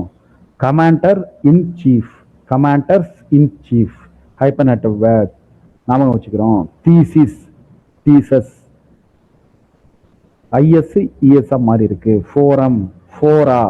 இதுதான் நமக்கு கொடுத்துருக்க உதாரணம். எஃப்ஓஆர்ஏ தான், அதை மட்டும் நம்ம ஞாபகம் வச்சுக்கிறோம். புக்கில் உள்ளது அதுதான். சப்போஸ் இதில் அப்பீல் போனோம்னா புக்கில் உள்ளது மட்டும்தான் செல்லும். ஸோ இதில் கொடுத்துருக்காங்களே அப்படிங்கிறத பற்றி யோசிக்காதீங்க. ஃபோரம், ஃபோரா ஞாபகம் வச்சுக்கிறீங்க. கேட்டில், கேட்டில் ரெண்டுக்குமே ஒரே ஃபார்ம் தான். ஜீனியஸ், ஜீனி தான்.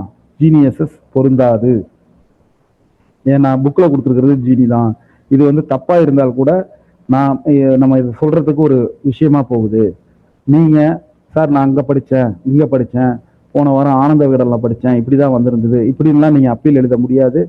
டெக்ஸ்ட் புக்கில் என்ன இருக்கோ அதுதான் ஃபைனல். அதுலேயும் அறிவியல், கணிதம், சமூக அறிவியல், கல்வி உளவியல், இது எல்லாத்துலேயுமே எதெல்லாம் இங்கிலீஷ் மீடியத்தில் இருக்கோ அதுதான் ஃபைனல்.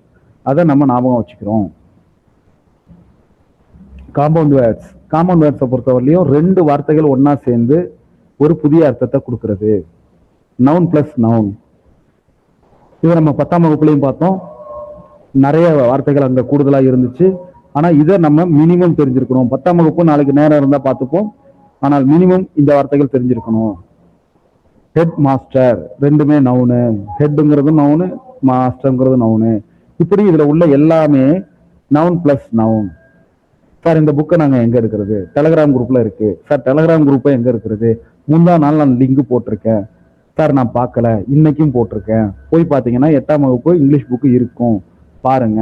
II வரும், பார்த்துக்கோங்க. Noun plus noun compound word எது இதை பார்த்துக்கோங்க. Headmaster, keyboard, cellphone, school boy, eyesight, homework, moonlight, note book, இது எல்லாமே நவுன் பிளஸ் நவுன். ஒரு வார்த்தையை கொடுத்துட்டு இது என்ன வகையான காம்பவுண்ட் வேர்டுன்னு கேட்கலாம், குறிப்பெடுத்துக்கிறோம். அடுத்தது ஜெரண்ட், சற்று முன்னாடி தான் பார்த்தோம். ஐஎன்ஜி வெர்போட 4th ஃபார்மு நவுனா வந்தா அது ஜெரண்ட்டு. டைனிங்கிறது நவுனா வருமா? வரும். சார் அது வெர்பு தானே? வரும், நவுனா வரும். டைனிங்கிறது வெர்போட ப்ரெசன்ட் பார்ட்டிசிபிள். நமக்கு 3 ஃபார்ம் தான் தெரியும், சொல்லி கொடுக்குறோம். Simple present, simple past, past perfect.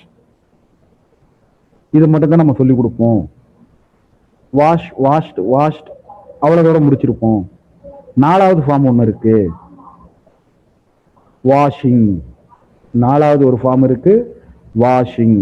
இதை நாம ஞாபகம் வச்சுக்கிறோம். இது ப்ரெசன்ட் பார்ட்டிசிபிள், ஐஎன்ஜி சேர்ற ஃபார்மு. இந்த ஃபார்மு நவுனா வந்தா அது ஜெரண்டா வரும். நவுனா வருது, வாஷிங்கிறது ஜெரண்டா வருதுன்னா அது நவுனா இருக்குன்னு அர்த்தம். வாஷிங் மிஷின், இந்த இடத்துல அது நவுனா கூட இல்லை, அப்ஜெக்டிவா இருக்கு. மிஷினை பத்தின கூடுதல் தகவலா இருக்கு. ஸோ இது அப்ஜெக்டிவா இருக்கு. ஜெரண்ட அப்ஜெக்டிவா ஆக்ட் பண்ணுது. Waiting hall, driving school, walking stick, drawing room, calling bell, baking soda, இது எல்லாமே காம்பவுண்ட் வேர்டு. திருப்பி சொல்ற, இது அப்ஜெக்டிவ் அல்ல, காம்பவுண்ட் வேர்டு. ஞாபகம் வச்சுக்கிறோம். அடுத்தது முக்கியமானது, நவுனும் வெர்பும் சேர்ந்து வருமா? வரும். Snow fall, car park, book mark, இந்த முன்னாடி உள்ளது எல்லாமே நவுன், பின்னாடி உள்ளது எல்லாமே வெர்ப். இது சேர்ந்து வருது compound word. Noun plus verb ஃபார்மேட்ல வருது. இப்போ இதை மேட்ச் பண்ண சொல்லியிருக்காங்க. இதை மேட்ச் பண்ண சொல்றது இப்போதைக்கு, இப்போ 8 கொடுத்து நம்மளை மேட்ச் பண்ண சொல்ல மாட்டாங்க. இதுல 4 கொடுத்து மேட்ச் பண்ண சொல்லி அதை செலக்ட் பண்ண சொல்லுவாங்க. அதுக்கு நாம சிரமப்படக்கூடாது. டக்குன்னு நம்ம ஏற்கனவே பார்த்து வச்சிருந்தோம்னா அதை வச்சு நம்ம மேட்ச் பண்ணிட்டு போயிட்டே இருக்கலாம். அப்படி நம்ம மேட்ச் பண்ண கத்துக்கணும். ஓகே, நம்ம இதுல புக்ல இருந்தே பார்த்துடலாம். Match box, airport, blood bank, popcorn, sky blue, hair cut, book mark, சீவிங் machine, இதெல்லாம் நமக்கு தெரியும். அடுத்தது முக்கியமான விஷயம் என்னன்னா அட்ஜெக்டிவ். அட்ஜெக்டிவ்ல அட்ஜெக்டிவ் ஆஃப் குவாலிட்டி நம்ம ஏற்கனவே பார்த்துருக்கோம். அட்ஜெக்டிவை எப்படி ஆர்டர் பண்றது? நிறைய அட்ஜெக்டிவ் கொடுத்துருக்காங்க. அப்போ நம்ம இதை எப்படி ஆர்டர் பண்றது? அதுக்கு ஒரு வார்த்தை சொன்னோம். யாராவது ஒருத்தர் டைப் பண்ணுங்க பார்ப்போம். No SSA. Okay, super. ஓம் இல்லை, சாரி, நோ எஸ்எஸ்ஏ, கம்ப்யூட்டர்ல காம் மட்டும். அப்போ இந்த நோ அப்படிங்கிறதுல மொதல் விஷயம் என்ன? No number. இந்த நம்பருங்கிறத குவான்டிட்டி அப்படின்னு வச்சுக்கலாம். ஆக்சுவலா இங்க 2வதா கொடுத்துருக்காங்க. நோ எஸ்எஸ்ஏ கம்ப்யூட்டர்ல காம், நோ எஸ்எஸ்ஏ கம்ப்யூட்டர். இதை ஞாபகம் வச்சுக்கோங்க. இதுதான் ஒரு சென்டென்ஸ்ல நிறைய அட்ஜெக்டிவ் இருக்குன்னா அதுல எதை முதல்ல கொண்டு வர்றது? முதல்ல அட்ஜெக்டிவ் ஆஃப் குவாலிட்டி. இந்த quantity, sorry, adjective of quantity. இந்த குவாலிட்டி குவான்டிட்டி ரெண்டுமே கியூல ஆரம்பிக்குது. அதனாலதான் நம்ம என்ன பண்ணியிருக்கோம், கியூன்னு கொடுக்காம குவான்டிட்டியை நம்பர்னு கொடுத்துருக்கோம். அப்போ நம்பர் என்னென்ன, நம்பர்னா என்ன சார்? 1 2 3 தானே நம்பர்? இல்ல, நோ, எஸ்எஸ்ஏ காம். இதை குறிப்பெடுத்துக்குங்க, ஒரு வாட்டி எழுதி பாருங்க. நோ நம்பர், ஓ ஒப்பீனியன். இதுக்கு அடுத்தது எஸ். இப்போ இந்த எஸ்ல சைஸ் இருக்கு, ஷேப் இருக்கு. எதை ஃபர்ஸ்ட் போடுறது? இதுக்கு ஒரு க்ளூ கொடுத்துருந்தோம், ஞாபகம் இருக்கா? ஃபர்ஸ்ட் நம்பர் வந்துடும், அடுத்தது ஒப்பீனியன். ஒப்பீனியன்னா குவான்டிட்டி, பெரிய வட்டம்னு சொல்லியிருந்தோம். வட்ட பெருசுன்னு சொல்ல மாட்டோம், பெரிய வட்டம். அப்போ ஃபர்ஸ்ட் சைஸ் தான், ஃபர்ஸ்ட் சைஸ். அடுத்த எஸ் ஷேப், பெரிய வட்டம்னு சொல்றது. அடுத்தது ஏன்னா என்ன? ஏன்னா என்ன? ஆண்கள்லாம் வெளில சொல்ல மாட்டாங்க. என்ன இது? ஏஜ்.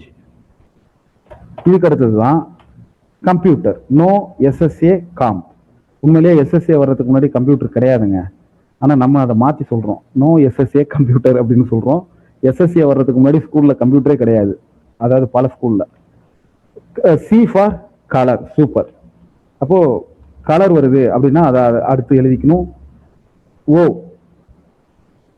ஓ ஃபார் யாராவது ஒருத்தர், யாருமே சொல்ல மாட்டீங்க.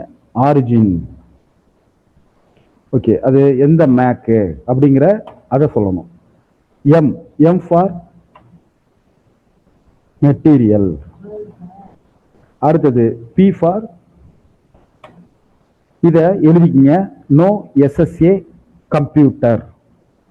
இப்படியே ஞாபகம் வச்சுக்கோங்க. அந்த கடைசியா வர்ற டர்ராக்கி விட்டுருங்க. No SSA come.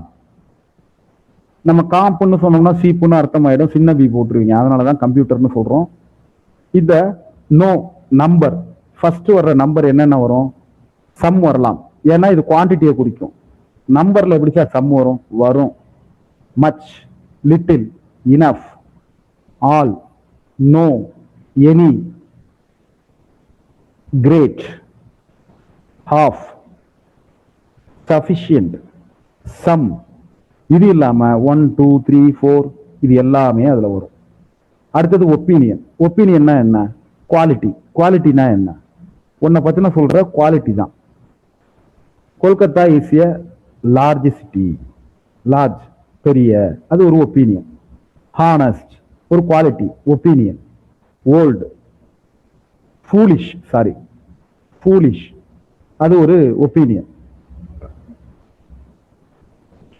ஸோ இதை நம்ம கவனத்தில் வச்சுக்கிறோம். அடுத்தது இந்த குவான்டிட்டிங்கிறது ஹவு மச் அப்படிங்கிற கேள்விக்கு விடையாக வரக்கூடியது எல்லாம் குவான்டிட்டி. குவாலிட்டிங்கிறதுக்கு என்ன வகை இப்படிங்கிறத ஞாபகம் வச்சுக்கிறோம். அடுத்தது இந்த அட்ஜெக்டிவ் ஆஃப் நம்பர். இதுலயே பாருங்க சார், ஏற்கனவே குவான்டிட்டின்னு கொடுத்துருக்கீங்க, இப்ப நம்பர்னு கொடுத்துருக்கீங்களா? ரெண்டும் ஒண்ணுதான், சேர்த்து எழுதிக்கிங்க. அங்க வந்த நோ இங்கேயும் வருதா, அங்க வந்த மெனி இங்கேயும் வருதா, அங்க வந்த ஆல் இங்கேயும் வருதா, அங்க வந்த சம் இங்கேயும் வருதா? So adjective of number, adjective of quantity ரெண்டுமே ஒண்ணுதான், ஞாபகம் வச்சுக்கிறீங்க. அது ஆர்டினல், இது கார்டினல், அவ்வளவுதான். அது ஹவு மச், இது ஹவு மெனி. இதுல ஆமா ஞாபகம் வச்சுக்கிறோம். அடுத்தது demonstrative adjective. This, that, these, those. எதுங்கிற கேள்விக்கு விடையாக வருவது. அடுத்தது இன்ட்ராகேட்டிவ், கேள்வி வாய். என்னென்ன?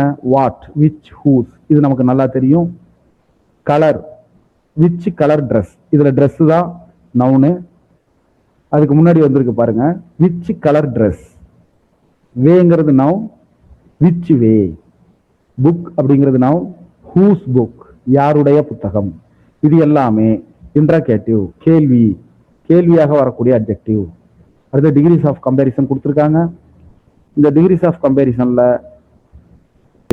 கம்பேரிட்டிவ்ல 3 ஃபார்ம் இருக்கு. அதாவது அட்ஜெக்டிவ்க்கு 3 ஃபார்ம் இருக்கு, பாசிட்டிவ், கம்பேரிட்டிவ், சூப்பர்லேட்டிவ். இது சம்பந்தமா டேபிள் போட்டு நம்ம கடைசி வகுப்புல நடத்தியிருக்கோம். இந்த ஒரு மதிப்பெண்ணுக்கு ரொம்ப கவனமா ஒர்க் அவுட் பண்ணணும். அந்த ஒரு முழு வகுப்பே இருக்கு. நம்ம கடைசி ரீசெண்டா உள்ள கடைசி 3 வகுப்புகளை பார்த்தீங்கன்னா இந்த சிக்கலான விஷயங்கள் எல்லாமே நம்ம டிஸ்கஸ் பண்ணியிருக்கோம். ஒரு 2 மணி நேரம் கவனம் செலுத்துங்க, அதில் முழுசாக பார்த்துடலாம். ஏன்னா பாசிட்டிவ் கம்பேரிட்டிவ் பெரிய சாப்டர், அதுக்கு ஒரு வகுப்பு நம்ம தேவைப்படும். 1 மணி நேரம் இப்போ அதை ரிவைஸ் பண்ண முடியாது, அதுக்கு ஒரு சின்ன வார்த்தையிலேயே நம்ம சொல்லிட்டு போக முடியாது அப்படிங்கிறத நம்ம கவனத்தில் வச்சுக்கிறோம்.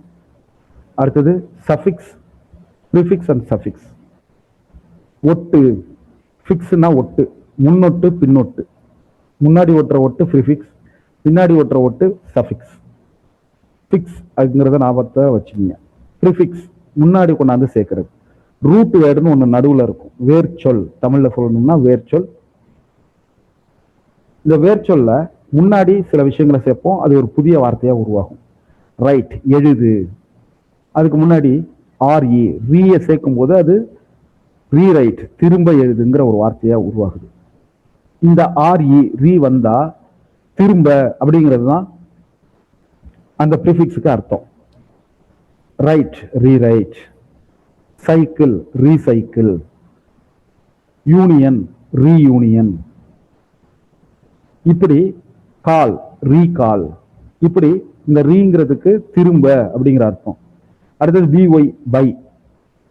இதே போல டிஐ, டை. இதுவும் ரெண்டுமே இந்த இருங்கிற அர்த்தத்தில் வரும். டிஆர்ஐ, ட்ரை அப்படிங்கிறது 3ங்கிற அர்த்தத்தில் வரும். அதுக்கப்புறம் உங்களுக்கு தெரியும் டெட்ரா, பெண்டா, இதெல்லாம் சயின்டிஃபிக்காக வந்துகிட்டு இருக்கும். நம்ம அதுக்குள்ள டீப்பாக போக வேண்டாம். இப்போ நம்ம தேவையானதை மட்டும் பார்க்குறோம். இங்கே கொடுத்துருக்கக்கூடிய வார்த்தைகள் பை கொடுத்துருக்காங்க. பைனா இரு அப்படின்னு அர்த்தம். சைக்கிள், பைசைக்கிள், இரு சக்கர வாகனம். சைக்கிள்னா என்ன? சக்கரம், வேற ஒன்றும் இல்லை. பைசைக்கிள்னா 2 சக்கரம். Expected, unexpected. அப்போ யூஎன்கிறது நெகட்டிவ் அர்த்தத்தில் வரும், கீழே கொடுத்துருக்காங்க. இதுதான் நமக்கு 8ஆம் வகுப்புல கொடுத்துருக்கக்கூடிய 8 ப்ரிஃபிக்ஸ், 7 ப்ரிஃபிக்ஸ், சாரி. இந்த 7ஐயும் ஞாபகம் வச்சுக்கிறோம். ரீ வந்தா மீண்டும், அன் வந்தா இல்ல, யூஎன் அன் வந்தா கைண்ட், இரக்கம், அன்கைண்ட், இரக்கமற்ற. 8:40க்கு மேலேயும் நடத்துறீங்களே அன்கைண்ட் அப்படின்னு சொல்றது. அடுத்தது ப்ரீ அப்படின்னா முன்னாள் அப்படின்னு அர்த்தம். Reading, pre reading. ப்ரீவியூ, வியூனா பார்க்கறது, ப்ரீவியூனா முன்னாடியே பார்க்கறது. சினிமாவில எல்லாம் சொல்லுவோம் ப்ரீவியூ தியேட்டர் அப்படின்னு சொல்லுவாங்க. சினிமா விட்டு நவர மாட்டாங்கிறீங்களா? ஓகே. அடுத்து டிஸ், இல்லைன்னு அர்த்தம். Respect, disrespect. ரெஸ்பெக்ட்னா மரியாதை, டிஸ்ரெஸ்பெக்ட்னா மரியாதை இல்லை, அவமரியாதை. இம், இந்த இம்முக்கு நம்ம முக்கியமாக ஞாபகம் வச்சுக்கணும், பீக்கு மட்டும்தான் இந்த ஐஎம் வரும். Possible, impossible, proper, improper. இது போல பி உள்ள வார்த்தைகளுக்கு இந்த இம்ங்கிற ப்ரிஃபிக்ஸ் வரும்.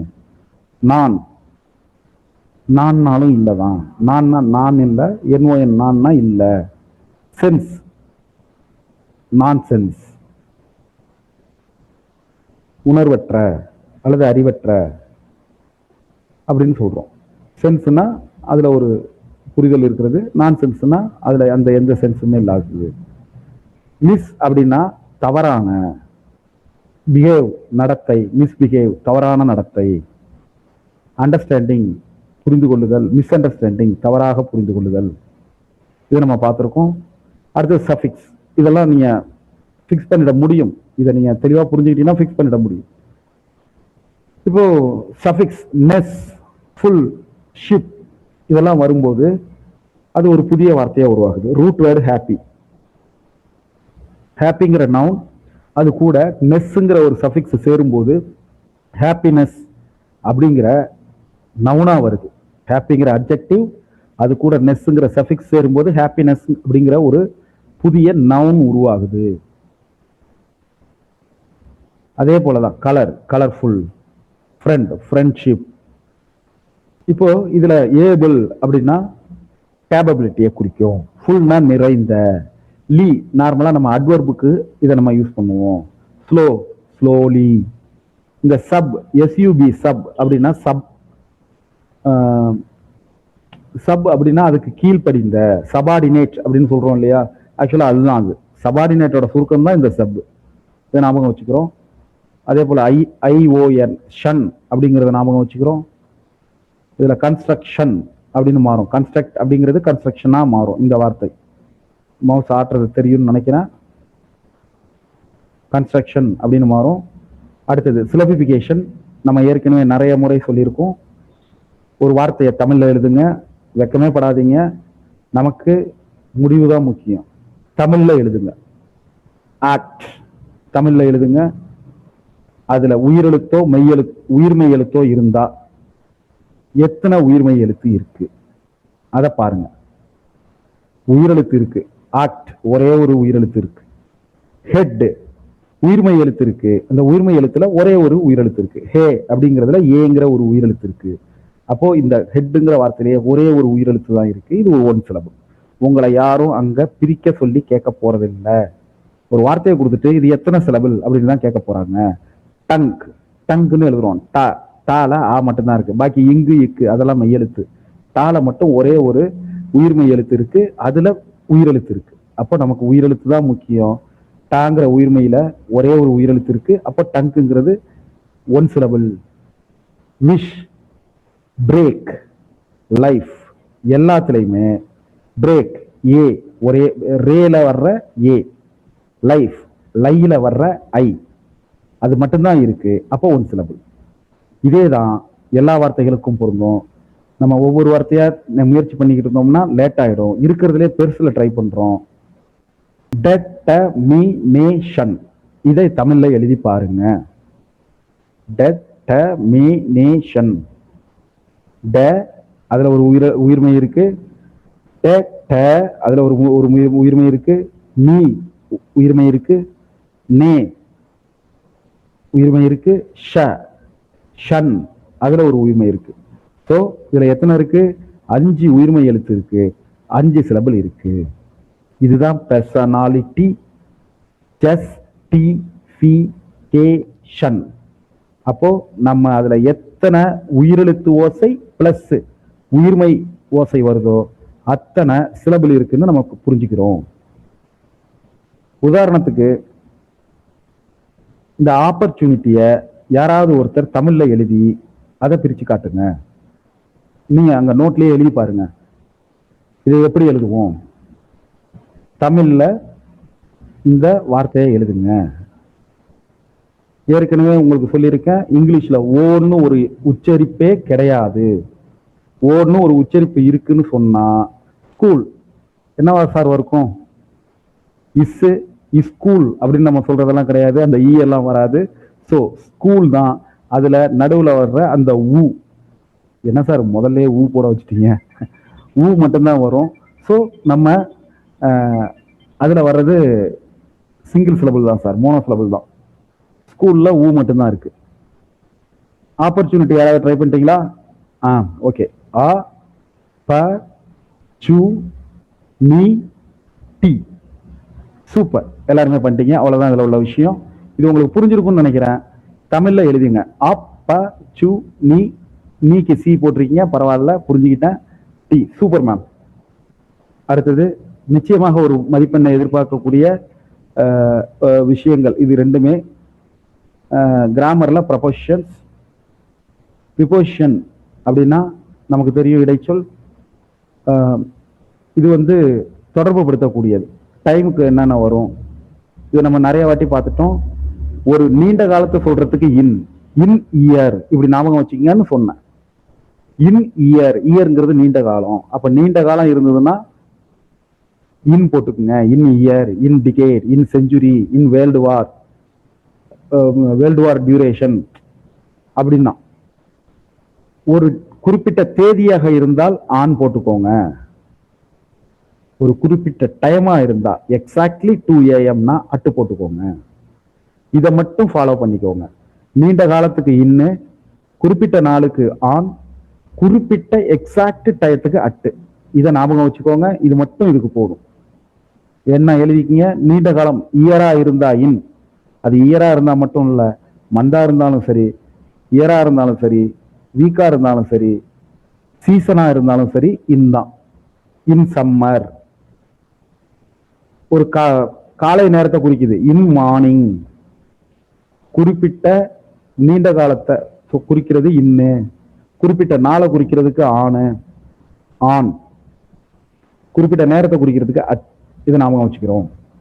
இந்த கொடுத்துருக்காங்கல்ல, ஜனவரி இங்க மேல கொடுத்துருக்காங்க ஜூலை 4 சார், ஜூலைலயும் வந்திருக்கு மாசம் தானே, ஆன் ஜூலை 4, ஜூலை 4. ஆனா இங்க இன் ஜனவரி கொடுத்துருக்காங்க, ஜனவரி. ஏன்னா இங்க ஒரு குறிப்பிட்ட தேதியை குறிக்குது, இங்க குறிப்பிட்ட மாசத்தை குறிக்குது. ஸோ இதை ஞாபகம் வச்சுக்கிறோம். நீண்ட காலத்துக்கு இன், நீண்ட காலம்னா என்ன, குறிப்பிட்ட வருஷம், சாரி ஒரு வருடம், ஒரு மாதம், ஒவ்வொரு வருஷமும் வரக்கூடிய ஸ்ப்ரிங்கு போன்ற சீசன்ஸ், ஒரு 10 வருஷம் டிகேட்ஸ், ஒரு செஞ்சுரி, இதெல்லாம் நீண்ட காலம். ஒரு மாசம் அப்படின்னாலும் அது இன் தான். ஆனா ஒரே ஒரு நாள், குறிப்பிட்ட நாளை குறிக்குதுன்னா ஆன் போட்டுக்கோங்க, குறிப்பிட்ட நேரத்தை குறிக்குதுன்னா அட் போட்டுக்கோங்க. இதுல ரொம்ப நேரமா நிக்கிறோம், அடுத்ததுக்கு போறோம். அடுத்தது மாடல் வேர்ப்ஸ். இதுல எபிலிட்டி, பாசிபிலிட்டி, பர்மிஷன் இதெல்லாம் வரும். இது ஹெல்பிங் வேர்ப்ஸ். இது சம்பந்தமா நம்ம ஒரு வகுப்பு, கடைசி வகுப்புல பார்த்துருக்கோம். இந்த கடைசி 3 வகுப்புகள் தவற விட்டு விடாதீர்கள். இந்த சினிமா விளம்பரத்துல சொல்ற மாதிரி முதல் 10 நிமிடங்களை தவற விட்டு விடாதீர்கள் அப்படிங்கிற மாதிரி, இதுக்கு முன்னாடி நம்ம யூடியூப் சேனல் போனீங்கன்னா அதுல இந்த கடைசி 3 வகுப்புகளை தவற விட்டு விடாதீர்கள். அதுல 10ஆம் வகுப்புல உள்ள மொடால்ஸ் நடத்திருக்கோம். அது உங்களுக்கு போதுமான கூடுதல் விவரங்கள் அதுல இருக்கு, அதை முழுமையா பார்த்துருங்க. அடுத்தது கிளிப்டு வேர்ட்ஸ். கிளிப்டு வேர்ட்ஸ் அப்படின்னா ஒரு வார்த்தையில நடுவில் கட் பண்றது. Advertisement, ad. Automobile, auto. Cabriolet, cab. Examination, exam. இது மட்டும் நம்ம எல்லாருக்கும் நல்லா தெரியும். எக்ஸாமினேஷன் சொல்றத எக்ஸாம்னு சொல்றோம். இது ஒரு கிளிப்டு வேர்ட். இதை ஞாபகம் வச்சுட்டீங்கன்னா பாக்கி எல்லாமே நமக்கு ஞாபகத்துக்கு வந்துடும். அதே போல இந்த பக்கம் lunch and lunch, moving picture. இது ஆக்சுவலா மூவிங் பிக்சர்ங்கிறது அதை மட்டும் ஞாபகம் வச்சுக்கோங்க. இது வந்து கிளிப்டு வேர்ட்ஸ்ல மூவிங் பிக்சர் அப்படிங்கிறது வருமாங்கிறது மீண்டும் மீண்டும் ஒரு சந்தேகத்துக்குரியதாகவே இருக்கு. இருந்தாலும் இப்போதைக்கு புக்கில் நம்ம இதை கொடுத்துருக்காங்க. So moving picture, movie, clipped words ஞாபகம் வச்சுக்கிறோம். அதே போல அதுக்கு அடுத்தது ஃபேனட்டிக், ஃபேன், தீவிர ரசிகர். ஃபேன் பாய்னு ஒருத்தர் கேட்டிருந்தார். ஃபேன் அப்படின்னாலே ஃபேனட்டிக் தான். ஃபேனட்டிக் அப்படின்னா என்ன, ஒரு வெறித்தன்மையாக இருக்கிறது, கண்மூடித்தனமா இருக்கிறது. இதுதான் ஃபேன், ஃபேனட்டிக் அப்படிங்கிறதோட அர்த்தம். ஃபேன் பாய்னா வெறித்தனமான பையன் அப்படிங்கிறது தான் அர்த்தம். யாரோ ஒருத்தர் கேட்டிருந்தீங்க, அர்த்தம் கிடைச்சிருச்சா? இல்லை அதோட ஃபேன் பாயோட ஸ்ட்ரக்சர், கிராமட்டிக்கல் பேட்டர்ன் கேட்டீங்களா? கேட்டவர் இருக்கீங்களா? ஃபேன் பாய்ஸ் அப்படின்னா அது ஒரு ஹெல்ப்ஃபுல் அக்ரோனிம். எதுக்காகன்னா ஃபார், அண்ட், நார், பட், ஆர், எட், சோ. இதை ஞாபகம் வச்சுக்கிறதுக்கு வரக்கூடிய ஒரு ஹெல்ப்ஃபுல் அக்ரோனிம் அப்படிங்கிறதையும் நம்ம பார்க்குறோம். இந்த ஃபேன் பாய்ஸ் அப்படிங்கிறது ஒரு ஹெல்ப்ஃபுல் அக்ரோனிம். சார் அந்த ஃபேன் பாய்ஸ் கேட்டீங்களா, இருக்கீங்களா? ஓகே. இது வந்து இந்த ஃபேன் பாய்ஸ் அப்படிங்கிற இது என்னன்னா 2 இண்டிபெண்டன்ட் கிளாஸஸை மெர்ஜ் பண்ணக்கூடிய ஃபார், அண்ட், நார், பட், ஆர், எட், சோ.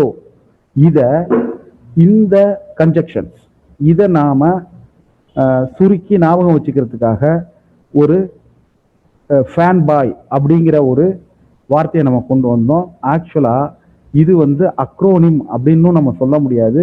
இது நம்ம வந்து ஒரு என்ன சொல்றது, ஞாபகம் வச்சுக்கிறதுக்காக உருவாக்கி கொடுத்த ஒரு சொல், அவ்வளவுதான். இதை நம்ம அப்படி வச்சுப்போம். இதெல்லாம் வர்றதுக்கு வாய்ப்புகள் இல்லை, நம்ம கவனத்தில் வச்சுப்போம். ஓகே. அடுத்தது gymnasium, gym, university, varsity, hamburger, burger, zoological park, zoo, influenza, flu, telephone, phone. இது எல்லாமே கிளிப்டு வேர்ட்ஸ். இதை ஞாபகம் வச்சுக்கிறோம். இதுக்கு ஒரு 5 வார்த்தைகள் கொடுத்துருக்காங்க. இதுல இருந்து நீங்க கண்டுபிடிங்கன்னு சொன்னோம். நம்ம ஏற்கனவே கண்டுபிடிச்சவங்க கண்டுபிடிக்காதீங்க, புதுசா ஒவ்வொருத்தரும் ட்ரை பண்ணுங்க. ஏரோப்ளேன் என்னவா இருக்கும் நமக்கு தெரியும். 2வது உள்ளதுதான் முக்கியமானது, கண்டுபிடிங்க பார்ப்போம். செகண்டுக்கு பிளேன், சூப்பர் சார். செகண்டுக்கு குமார் சார் அருமை. மைக், மைக்ரோஃபோனுக்கு மைக். தேர்டுக்கு cafe. Super Kavitha ma'am, super. Cafe அப்படிங்கிற குறிப்புகளை நம்ம பார்க்குறோம். அதுக்கு அடுத்தது இதுல வந்து கிளிப்டு வேர்ட்ஸை யூஸ் பண்றதுக்கு சொல்லியிருக்காங்க. நாம இந்த வார்த்தைகளை கிளிப்டு வேர்ட்ஸை மட்டும் நம்ம எடுப்போம். என்னென்ன இது ஏற்கனவே நம்ம பார்த்துட்டோம். இதை மட்டும் நமக்கு தெரியும், நல்லா தெரியும். கடைசி வரலையும் நம்ம போட்டோகிராஃப்னு சொன்னதே இல்லை, ஃபோட்டோ எடு தான் சொல்லிக்கிட்டு இருக்கோம். ஸோ இது ஒரு கிளிப்டு வேர்டு அப்படிங்கிறத பார்க்குறோம். ஜிம்னாசியம், ஜிம்னு சொல்லிக்கிட்டு இருக்கோம். Lunch, ad, zoo. ஜூங்கிறது கிளிப்டு வேர்ட், ஜுவாலஜிக்கல் பார்க்கோட கிளிப்டு வேர்ட், ஞாபகம் வச்சுக்கிறோம். அடுத்தது பிளண்டு. இந்த பிளண்டுக்கு முக்கியமானது தான் பிளண்டு. நம்ம ஏற்கனவே பார்த்தோம் கம்பைன்டு வேர்ட்ஸ், அதுவும் இதுவும் வேற. ஒரு வெர்பும் நவுனும் சேர்ந்து வரும், ஒரு நவுனும் சேர்ந்து வரும், அது வேற. அதுல ரெண்டு வார்த்தைகளும் சேரும், முழுசா இருக்கும். இந்த பிளண்ட் அப்படிங்கிறது என்னன்னா ரெண்டு வார்த்தைகளும் சேர்ந்து மோதி உடஞ்சி அதுல பாதி போய் இதுல பாதி போய் கொஞ்சம் மிச்ச சொச்சமெல்லாம் சேர்ந்து ஒரு வார்த்தையா மாறும். பைனரி, டிஜிட், இது ரெண்டும் மோதி பிட் அப்படிங்கிற ஒரு வார்த்தையா உருவாகும். பிரேக்ஃபாஸ்ட், லஞ்ச், இது ரெண்டும் சேர்ந்து நம்ம 11 மணிக்கு சாப்பிடுவோம்ல, ஒரு டீ, ஒரு சமோசா, ஒரு வடை, வேற என்னென்ன கிடைக்குதோ அதெல்லாம் சாப்பிடுவோம் இல்லையா, பிரஞ்ச் அப்படின்னு மாறுது. பிரேக்ஃபாஸ்ட்னா காலை உணவு, லஞ்சுன்னா மதிய உணவு, இது ரெண்டுக்கும் நடுவில் 11 மணிக்கு சாப்பிட்றது பிரஞ்ச். பிரேக்ஃபாஸ்ட்டும் லஞ்சும் சேர்ந்தது.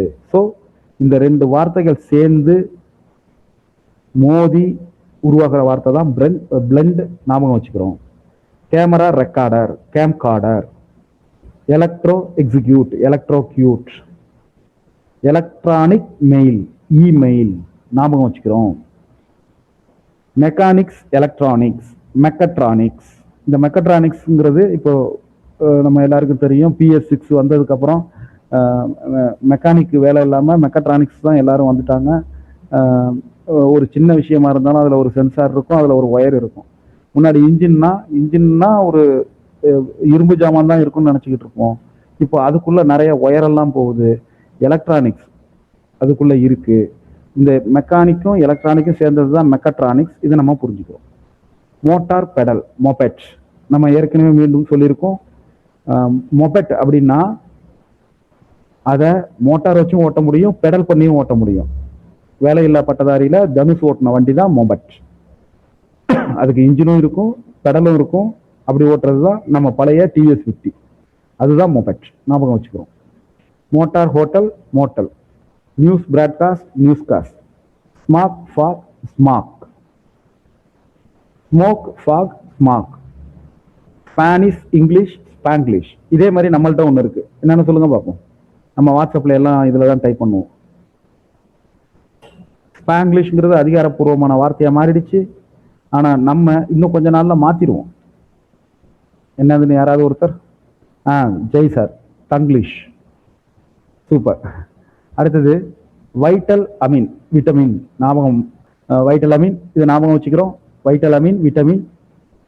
அதே போலதான் international police, interpol. Helicopter, pad, helipad. Motor, hotel, motel. Education, satellite, என்னன்னு யாராவது சொல்லுங்க. Edusat, Amuthapriya ma'am, super.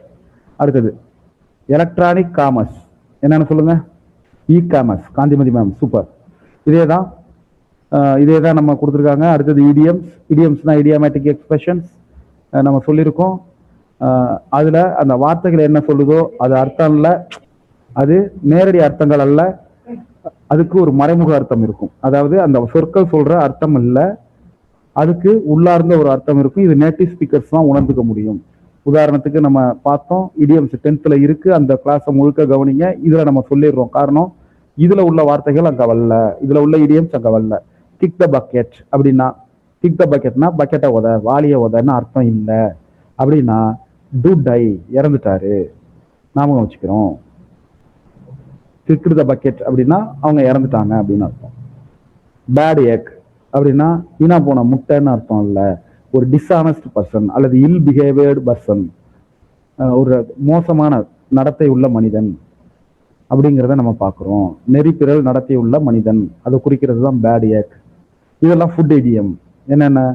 Egg food, bad egg, dishonest man, a piece of cake. ஈஸியான ஒரு விஷயத்த சொல்றதுக்கு piece of cake. English is a piece of cake. இங்கிலீஷ்ங்கிறது எனக்கு தூசி மாதிரி அப்படின்றவங்கலாம் இந்த எ பீஸ் ஆஃப் கேக்குங்கிறத பயன்படுத்திக்கிங்க. A couch potato, idle person, சோம்பேறி நாம வச்சுக்கிறோம். Couch potato. Bread and butter, the necessity, அவசியமானது. ஏற்கனவே வகுப்புல சொல்லியிருக்கேன். பிரெட்டும் பட்டரும் எப்படி அவசியமானதாகும்? இங்க இருந்தா சோறும் கஞ்சியும் தான் அவசியம்னு வந்திருக்கும். ஆனா அங்க ஆங்கிலம் வெளிநாட்டுல இங்கிலாந்துல இருந்ததுனால பிரெட்டும் பட்டரும் வந்திருக்கு. A smart cookie, clever person. Big cheese, important person ஞாபகம் வச்சுக்கிறோம். Big cheese, important person. அடுத்தது sports idiom. The ball is in your court. இது நீ முடிவெடுக்கும் தருணம். த பால் இஸ் இன் யுவர் கோர்ட்னா நீ அடிச்சு ஆடணும், நீ முடிவெடுக்கணும். சேவ்டு பை த பால், கடைசி நிமிஷத்துல காப்பாற்றப்படுறது. கடைசி நிமிஷத்துல அந்த பெல் அடிக்கிறதுக்கு முன்னாடி தப்பிக்கிறது, அதுதான் சேவ்டு பை த பெல். அதுலயே டு ஸ்ட்ரைக் அவுட், ஒரு விஷயத்துல தோத்து போயிடுறது. Jump R Joy, jump R Joy அப்படின்னா சந்தோஷத்துல துள்ளி குதிக்கிறது. அதே தான் தமிழ்லையும் நம்ம அதே தான் சொல்லிக்கிட்டு இருக்கோம். On the ball, on the பால் அப்படின்னா நம்ம அந்த ஆன் த பால்னா நம்ம அதுல முழு விழிப்புணர்வோட இருக்கோம். ஆன் த பால்னா முழு விழிப்புணர்வோட இருக்கும். சுச்சுவேஷன் அண்டர் கண்ட்ரோல் அப்படிங்கிறத நம்ம புரிஞ்சுக்கிறோம். ஃப்ரண்ட் ரன்னர், இதுக்கு நேரடி அர்த்தம் தான். ஃப்ரண்ட் ரன்னர்னா முன்னாடி ஓடி வருபவர், இல்ல யார் வெற்றி பெறுபவர்னு எதிர்பார்க்கப்படுபவர் அப்படிங்கிறத பார்க்குறோம். அடுத்தது number idioms. Number idioms, cloud nine. Cloud நயன்னா ரொம்ப சந்தோஷமா இருக்கிறது. Cloud nine, the grandfather was on cloud நயன்னா ரொம்ப சந்தோஷமா இருக்காங்கன்னு அர்த்தம். அட் சிக்ஸஸ் அண்ட் செவன்ஸ், ரொம்ப ஒரு குழப்பமான மனநிலையில இருக்கிறது. ரொம்ப குழப்பமான ஒரு மனநிலையில இருக்கிறத சிக்ஸஸ் அண்ட் செவன்ஸ்னு சொல்லுவோம். அதே போல இதெல்லாம் நம்பர் இடியம்ஸ் ஞாபகம் வச்சுக்கிறோம். ஒன் ஹார்ஸ் டவுன், இதை வச்சு நம்ம புரிஞ்சுக்கணும். ஒன் ஹார்ஸ், அந்த ஊர்ல ஒரே ஒரு குதிரை தான் இருக்குன்னா அந்த ஒரு குதிரை இருக்கிற அளவுக்கு அது ஒரு சின்ன ஊரு. ஒன் ஹார்ஸ் டவுன், அந்த ஊர்ல ஒரே ஒரு குதிரை இருக்குன்னா அது ஒரு சின்ன ஊரு. டேக் 5, 5 நிமிஷம் பிரேக் எடுத்துக்கோங்க. டேக் 5. செவன்த் ஹெவன், ஒரு விஷயத்தை பத்தி ரொம்ப சந்தோஷமா இருக்கிறது. Same feeling. டேக் 5வா சார்? வாய்ப்பு இல்லை சார். பர்ஃபெக்ட் 10 அப்படின்னா கம்ப்ளீட்லி பர்ஃபெக்ட். கம்ப்ளீட்லி பர்ஃபெக்ட், அதுதான் பர்ஃபெக்ட் 10 அப்படின்னு சொல்றோம். அடுத்தது colour idioms. Caught red handed, கையும் களவுமாக பிடிபடுதல். ஒரு கொலையை பண்ணிட்டு அந்த ரத்தக்கரையோட பிடிபடுறதா ஞாபகம் வச்சுக்கோங்க. காட் ரெட் ஹேண்டட், கையில சிவப்பு கலரா பிடிபடுறதுன்னு அர்த்தம் இல்லை. கையும் களவுமாக பிடிபடுதல் தான் காட் ரெட் ஹேண்டட் அப்படின்னு நம்ம சொல்றோம். கருப்பு ஆடு, தமிழ்ல உள்ள அதே அர்த்தம் தான், எல்லாத்தையும் விட வித்தியாசமா இருக்கிறது. Out of the blue, surprising, ஆச்சரியமான ஒண்ணு சொல்றோம். Once in a blue moon, very rarely, அரிதாக நடத்தக்கூடியது. No no at 6 or 7, 6 and 7. Confused or in a state of honour. ஒரு செகண்ட் இருங்க. அட் 6 and 7 அப்படிங்கிறது குழப்பமான, முறையற்ற, ஒழுங்கற்ற நிலையை குறிக்கக்கூடிய ஒரு மரபு தொடர். அதனுடைய வார்த்தை தான். அதுல நம்ம எந்த குழப்பமும் கொள்ள தேவையில்லை. ஏற்கனவே கமெண்ட் போட்டிருந்த மாதிரி 6 or 7 கிடையாது. அட் 6 and 7 தான் குழப்பமான மனநிலை. அதை நம்ம புரிஞ்சுக்கிறோம். அடுத்தது இந்த ப்ளூ அப்படிங்கிறத எப்பயுமே சர்ப்ரைசிங்லி, ரேர்லி அப்படிங்கிறதுக்கு ஞாபகம் வச்சுக்கிறோம். ப்ளூ மூன்னா வெரி ரேர்லி ஞாபகம் வச்சுக்கிறோம். கிரே ஏரியா, எனக்கு தெரியாத ஒரு விஷயத்த சொல்றது. அன்கிளியர், அந்த இடத்துல தெளிவில்லை, அதுக்கு கிரே ஏரியா அப்படின்னு சொல்றோம். கோல்டன் ஆப்பர்ச்சுனிட்டி, நமக்கு தெரியும், குட் சான்ஸ். அதே போல animal idioms. At snail's pace, ஸ்னைல்னா நத்தை வேகம், இது நமக்கு நேரடியான அர்த்தம் தான். Let the cat out of the bag, பூனைக்குட்டி வெளியில வந்துட்டு, பூனைக்குட்டி வெளியே வந்து விட்டது அப்படின்னா ரகசியம் வெளியில வந்துட்டுன்னு அர்த்தம். நம்ம இதை ஒரு வார்த்தைங்க சொல்றாங்க, பூனைக்குட்டியை வெளியில விடுன்னு ஒருத்தங்க சொல்றாங்கன்னா அவங்க ஒரு பை வச்சிருக்காங்க, அதுக்குள்ள பூனைக்குட்டி இருக்குன்னு அர்த்தம் கிடையாது. அவங்கள்ட்ட ஒரு ரகசியம் இருக்கு, அதை வெளியில சொல்லுன்னு அர்த்தம்.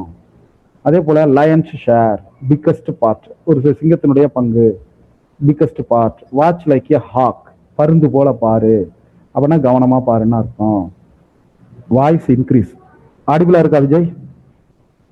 ஆமா, கிளியரா இருக்கு. நீங்க உங்க நெட்டை செக் பண்ணுங்கம்மா. ஃபிஷ் அவுட் ஆஃப் வாட்டர், தண்ணியை விட்டு வெளியில வந்த மீன். வெரி அன்கம்ஃபர்டபுள், தண்ணிக்குள்ள இருக்கிற வரலையும் தான் கம்ஃபோர்ட். தண்ணியை விட்டு வெளியில வந்துச்சுன்னா மீனுக்கும் கம்ஃபோர்ட் இல்லை. அதை நம்ம புரிஞ்சுக்கிறோம். அடுத்தது ஹார்னட், எக்ஸ்ட்ரீம்லி ஆங்கிரி. அது அந்த என்ன சொல்றது, கொலவி, கொலவி மாதிரி மேட், ஒரு கோபமா இருக்கிறது. கொலவி கொட்டும் இல்லையா, அதை சொல்றது. இதெல்லாம் நமக்கு ஏற்கனவே பார்த்தது தான். Perfect ten. Apple of my eye, கண்ணின் மணியன்னு சொல்றது. கண்ணின் மணி என்ன, எல்லாத்தையும் விட முக்கியமா நினைக்கிறது. இதை நம்ம பார்க்குறோம். அடுத்தது in black and white. Black and ஒயிட்னா எழுதிக்கிறது. இதை நம்ம கவனத்தில் வச்சுக்கிறோம். கன்ஜெக்ஷன் கொடுத்துருக்காங்க. இதில் நிறைய வகை கன்ஜெக்ஷன் இருக்கு. இதெல்லாம் நீங்க குழப்பிக்க தேவையில்லை. கோஆர்டினேட்டிங் கன்ஜெக்ஷன்னா என்ன, சபார்டினேட்டிங் கன்ஜெக்ஷன்னா என்ன, கொரலேட்டிவ் கன்ஜெக்ஷன்னா என்ன, குழப்பிக்க வேண்டாம். கோஆர்டினேட்டிங் கன்ஜெக்ஷன்னா ரெண்டு விஷயத்த ஒன்னா இணைக்கிறது, கோஆர்டினேட் பண்றது. சபார்டினேட்னா இது இருந்தாதான் அது, இதனாலதான் அது அப்படின்னு சொல்றது. ஒரு டிபெண்ட் கிளாஸ் இருக்கும், ஒரு இண்டிபெண்டன்ட் கிளாஸ் இருக்கும். நம்ம டிபெண்டன்ட் கிளாஸ், இண்டிபெண்டன்ட் கிளாஸ் பார்த்துருக்கோம். சபார்டினேட் கிளாஸ், மெயின் கிளாஸ் நம்ம பார்த்துருக்கோம். ஸோ ஒரு மெயின் கிளாஸ் இருக்கும், ஒரு சபார்டினேட் கிளாஸ் இருக்கும். இதுக்கு நடுவில் வர்றது தான் சபார்டினேட்டிங் கன்ஜெக்ஷன். ஞாபகம் வச்சுக்கிறோம். கோஆர்டினேட்டிங் கன்ஜெக்ஷனா என்ன, ரெண்டு மெயின் கிளாஸ் இருக்கும், ஈக்குவல் இம்பார்ட்டன்ஸ் உள்ள ரெண்டு மெயின் கிளாஸ் இருக்கும். அவன் நல்லா படிச்சான், தேர்வில் வெற்றி பெற்றான். இது கோஆர்டினேட்டிங் கன்ஜெக்ஷன். இதனால சோன்னு வருது. மேலும் அப்படின்னு வந்தா, அண்டுன்னு வந்தா கோஆர்டினேட்டிங். சோன்னு வந்தா, அதன் காரணமாக அப்படின்னு வந்தா, அதன் காரணமாக தான் இது நடந்துச்சு அப்படின்னா அது சபார்டினேட்டிங். கொரலேட்டிவ் அப்படின்னா இதுவா அதுவா, அதுவும் இல்லை இதுவும் இல்லை, இது மட்டும் இல்லை அதுவும், இது மாதிரி வர்றது. இது எல்லாமே கொரலேட்டிவ் கன்ஜெக்ஷன். ஞாபகம் வச்சுக்கிறோம். இதுக்கு மேல இதுல கவனம் செலுத்த தேவையில்லை. இது எல்லாமே நமக்கு தெரிஞ்சதுதான். முக்கியமான விஷயம் சென்டென்ஸ் பேட்டர்ன். நிச்சயமாக ஒரு மதிப்பெண் எப்படி எடுக்கலாம், ஒன்னே ஒண்ணுதான். I play hockey, SVO. He is smart, SVC. ரெண்டுக்கும் என்ன வித்தியாசம்? இந்த he is a doctor, I am a teacher, he is a student. இந்த பி ஃபார்ம் வர்பு நடுவில் வருது, பக்கத்துல ஒரே ஒரு வார்த்தை இருக்கு, அது ஒரு நவுனா இருக்கு. he is a teacher, doctor அது போல இருக்கு அப்படின்னா அதை SVCன்னு போட்டுருங்க. காம்ப்ளிமெண்ட். காம்ப்ளிமெண்ட் மீன்ஸ் கம்ப்ளீட்மெண்ட் ஞாபகம் வச்சுக்கோங்க. அந்த சென்டென்ஸை அதை வச்சுதான் முடிக்கணும். ஹி இஸ் எந்த அர்த்தமும் இல்லை. ஏ டாக்டர்னு வரும்போது அவர் ஒரு டாக்டர், அதுல வேற எந்த செய்தியும் இல்லை, முடிச்சுக்கிறோம். கம்ப்ளீட்மெண்ட். அந்த சியை எடுத்துட்டோம்னா இதுக்கு அர்த்தம் இல்லை. ஆனா மேல உள்ளதுல பாத்தீங்கன்னா ஐ பிளே ஹாக்கி, அந்த ஹாக்கி எடுத்துட்டாலும் ஐ பிளேங்கிறதுக்கு ஒரு சின்ன அர்த்தமாவது இருக்கு. ஆனா ஹீ ஸ்மார்ட், ஸ்மார்ட் எடுத்துட்டீங்கன்னா ஹீ இஸ்ல எந்த அர்த்தமும் இல்லை. அப்போ SVC இந்த பேட்டர்ல தான் இருக்கும். ஹீ இஸ் அப்படிங்கிறது ஒரு முடிவு. சார் சொல்லியிருக்காங்க, கலைவாணி மேம் சொல்லியிருக்காங்க முடிவுன்னு. கம்ப்ளீட்மெண்ட் இது வரும்போது தான் அது தெளிவான முடிவுக்கு வரும். So he is a doctor, I am a doctor, he is a student, இது மாதிரி எல்லாம் வந்தா SVC ஞாபகம் வச்சுக்கிறோம். அடுத்தது SVOC. இந்த SVOC, SVO, I painted the car blue. Sir இந்த சி வந்தா தானே முடியும்னு சொன்னீங்க, இந்த இடத்துல சம்பந்தம் இல்லாம இருக்கு. இல்ல, ஐ பெயிண்டட் த கார் இதுல முடிஞ்சு போச்சு. இது எக்ஸ்ட்ரா சின்னு சொல்லி ஒரு அட்ஜெக்டிவ் வருது, அப்போ அதே SVOன்னு போட்டிருக்குங்க. அடுத்தது SVIODO. கண்டிப்பா SVIODO அல்லது DOIO ஒரு மார்க் உண்டுங்க. அப்போ இதுக்கு நம்ம என்ன பண்ணணும்? ஒரு சென்டென்ஸ்ல ரெண்டு ஆப்ஜெக்ட் இருக்கும். My father presented A watch. இதுல சென்டென்ஸ் முழுமையா வந்துச்சு. My father presented a watch. எங்க அப்பா ஒரு வாட்ச் பிரசன்ட் பண்ணாங்க. எதை கொடுத்தாங்க? ஏ வாட்ச். எதைன்னு கொடுக்கறதுக்கு டைரக்ட் ஆப்ஜெக்ட். ஞாபகம் வச்சுக்கோங்க. ரெண்டு ஆப்ஜெக்ட் இருக்கும். எதைன்னு ஒண்ணு இருக்கும், யாருக்குன்னு ஒண்ணு இருக்கும். SVIO DO. அதுதான் எதைங்கிற கேள்விக்கு விடையாக வந்தால் அது டைரக்ட் ஆப்ஜெக்ட். யாருக்குங்கிற கேள்விக்கு விடையாக வந்தால் அது இன்டைரக்ட் ஆப்ஜெக்ட். எங்க அப்பா எனக்கு, யாருக்கு? எனக்கு, அது இன்டைரக்ட் ஆப்ஜெக்ட். எதை கொடுத்தாங்க? வாட்ச் கொடுத்தாங்க, அது டைரக்ட் ஆப்ஜெக்ட். எதை டைரக்ட். நான் ஏற்கனவே சொல்லியிருக்கேன், ஒரே மாதிரி குழப்பம் ஏற்படுத்துகிற ரெண்டு விஷயம் இருந்தா ஒன்றை மட்டும் ஞாபகம் வச்சுக்கோங்க. எதை டைரக்ட், இதை ஞாபகம் வச்சுக்கோங்க. எதை கொடுத்தாங்களோ அது டைரக்ட். எதை கொடுத்தாங்களோ அதை டைரக்டா கொடுக்கணும், ஞாபகம் வச்சுக்கோங்க. யாருக்கு கொடுத்தாங்களோ அதை டைரக்டா கொடுக்கணும்னு திருப்பி குழப்பிக்காதீங்க. எதைங்கிறது டைரக்ட், அதை ஞாபகம் வச்சுக்கோங்க. விச் டைரக்ட் ஞாபகம் வச்சுக்கோங்க. அழுத்தி எழுதி பாருங்க. இவ்வளவுதான். இப்ப அது மாறி வரலாம். she gave money to the poor. அவள் பணம் ஏழைகளுக்கு கொடுத்தாள். எதை கொடுத்தால்? மணி, டைரக்ட் ஆப்ஜெக்ட். யாருக்கு கொடுத்தால்? To the poor, indirect object. அப்போ எதை, டைரக்ட் ஆப்ஜெக்ட். இதை நாம ஞாபகம் வச்சுக்கிறோம். இதுல முக்கியமான குறிப்பு, she gave money. இந்த மணி இல்லாம she gave to the poor அப்படின்னு வராது. my father presented me அப்படின்னு மட்டும் வராது. அப்போ ஒரு ஆப்ஜெக்ட் ரெண்டு ஆப்ஜெக்டா வருது அப்படின்னாலே இன்டைரக்ட் ஆப்ஜெக்ட் யாருக்கு அப்படிங்கிற கூடுதலான விஷயமா தான் இருக்கும். Direct object must. அதை நம்ம ஞாபகத்துல வச்சுக்கிறோம். எதைங்கிறது டைரக்ட் ஆப்ஜெக்ட், யாருக்குங்கிறது இன்டைரக்ட் ஆப்ஜெக்ட். ஞாபகம் வச்சுக்கிறோம். Complement. Complete meaning of the sentence are called required to complete. இது இருந்தாதான் அதோட அர்த்தம் முடிவுக்கு வரும்.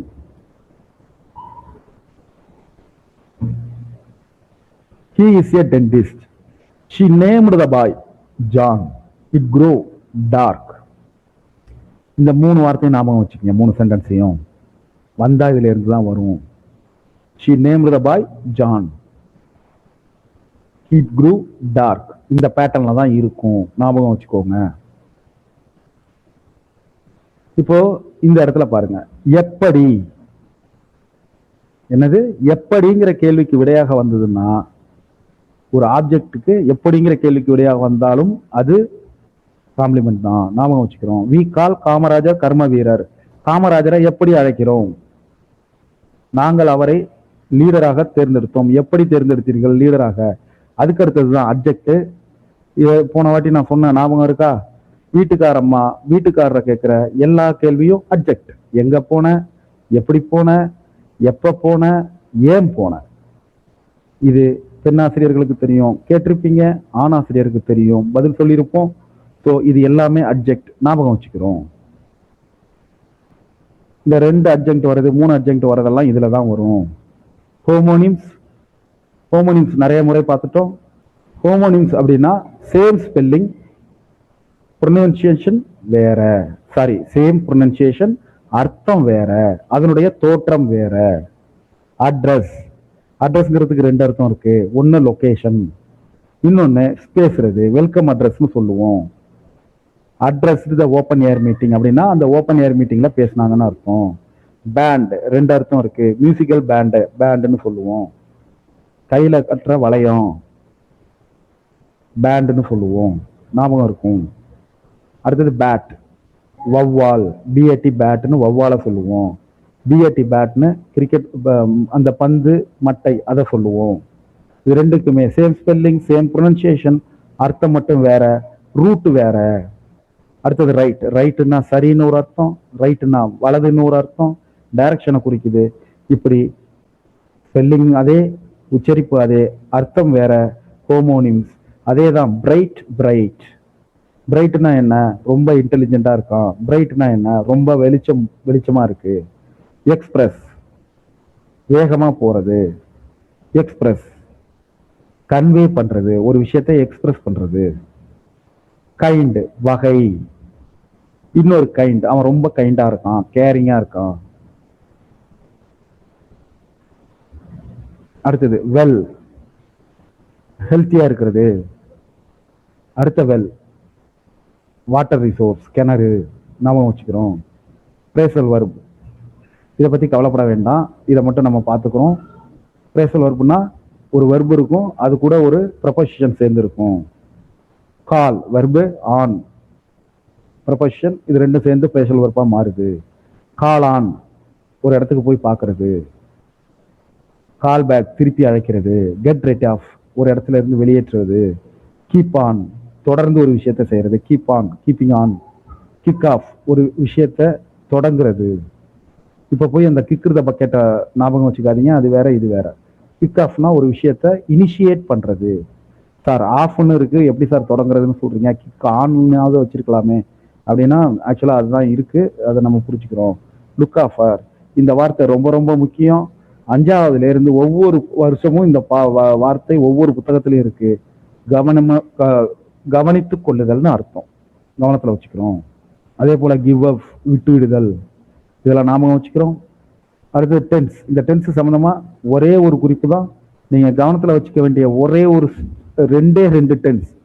Past perfect, past perfect continuous. Since for வந்தா பாஸ்ட் பர்ஃபெக்ட் கண்டினியூவஸ் ஞாபகம் வச்சுக்கிறோம். அதுக்கு உதாரணம் கொடுத்துருப்பாங்க, அதுல நம்ம பார்க்குறோம். நன்றி சகோதர சகோதரிகளே.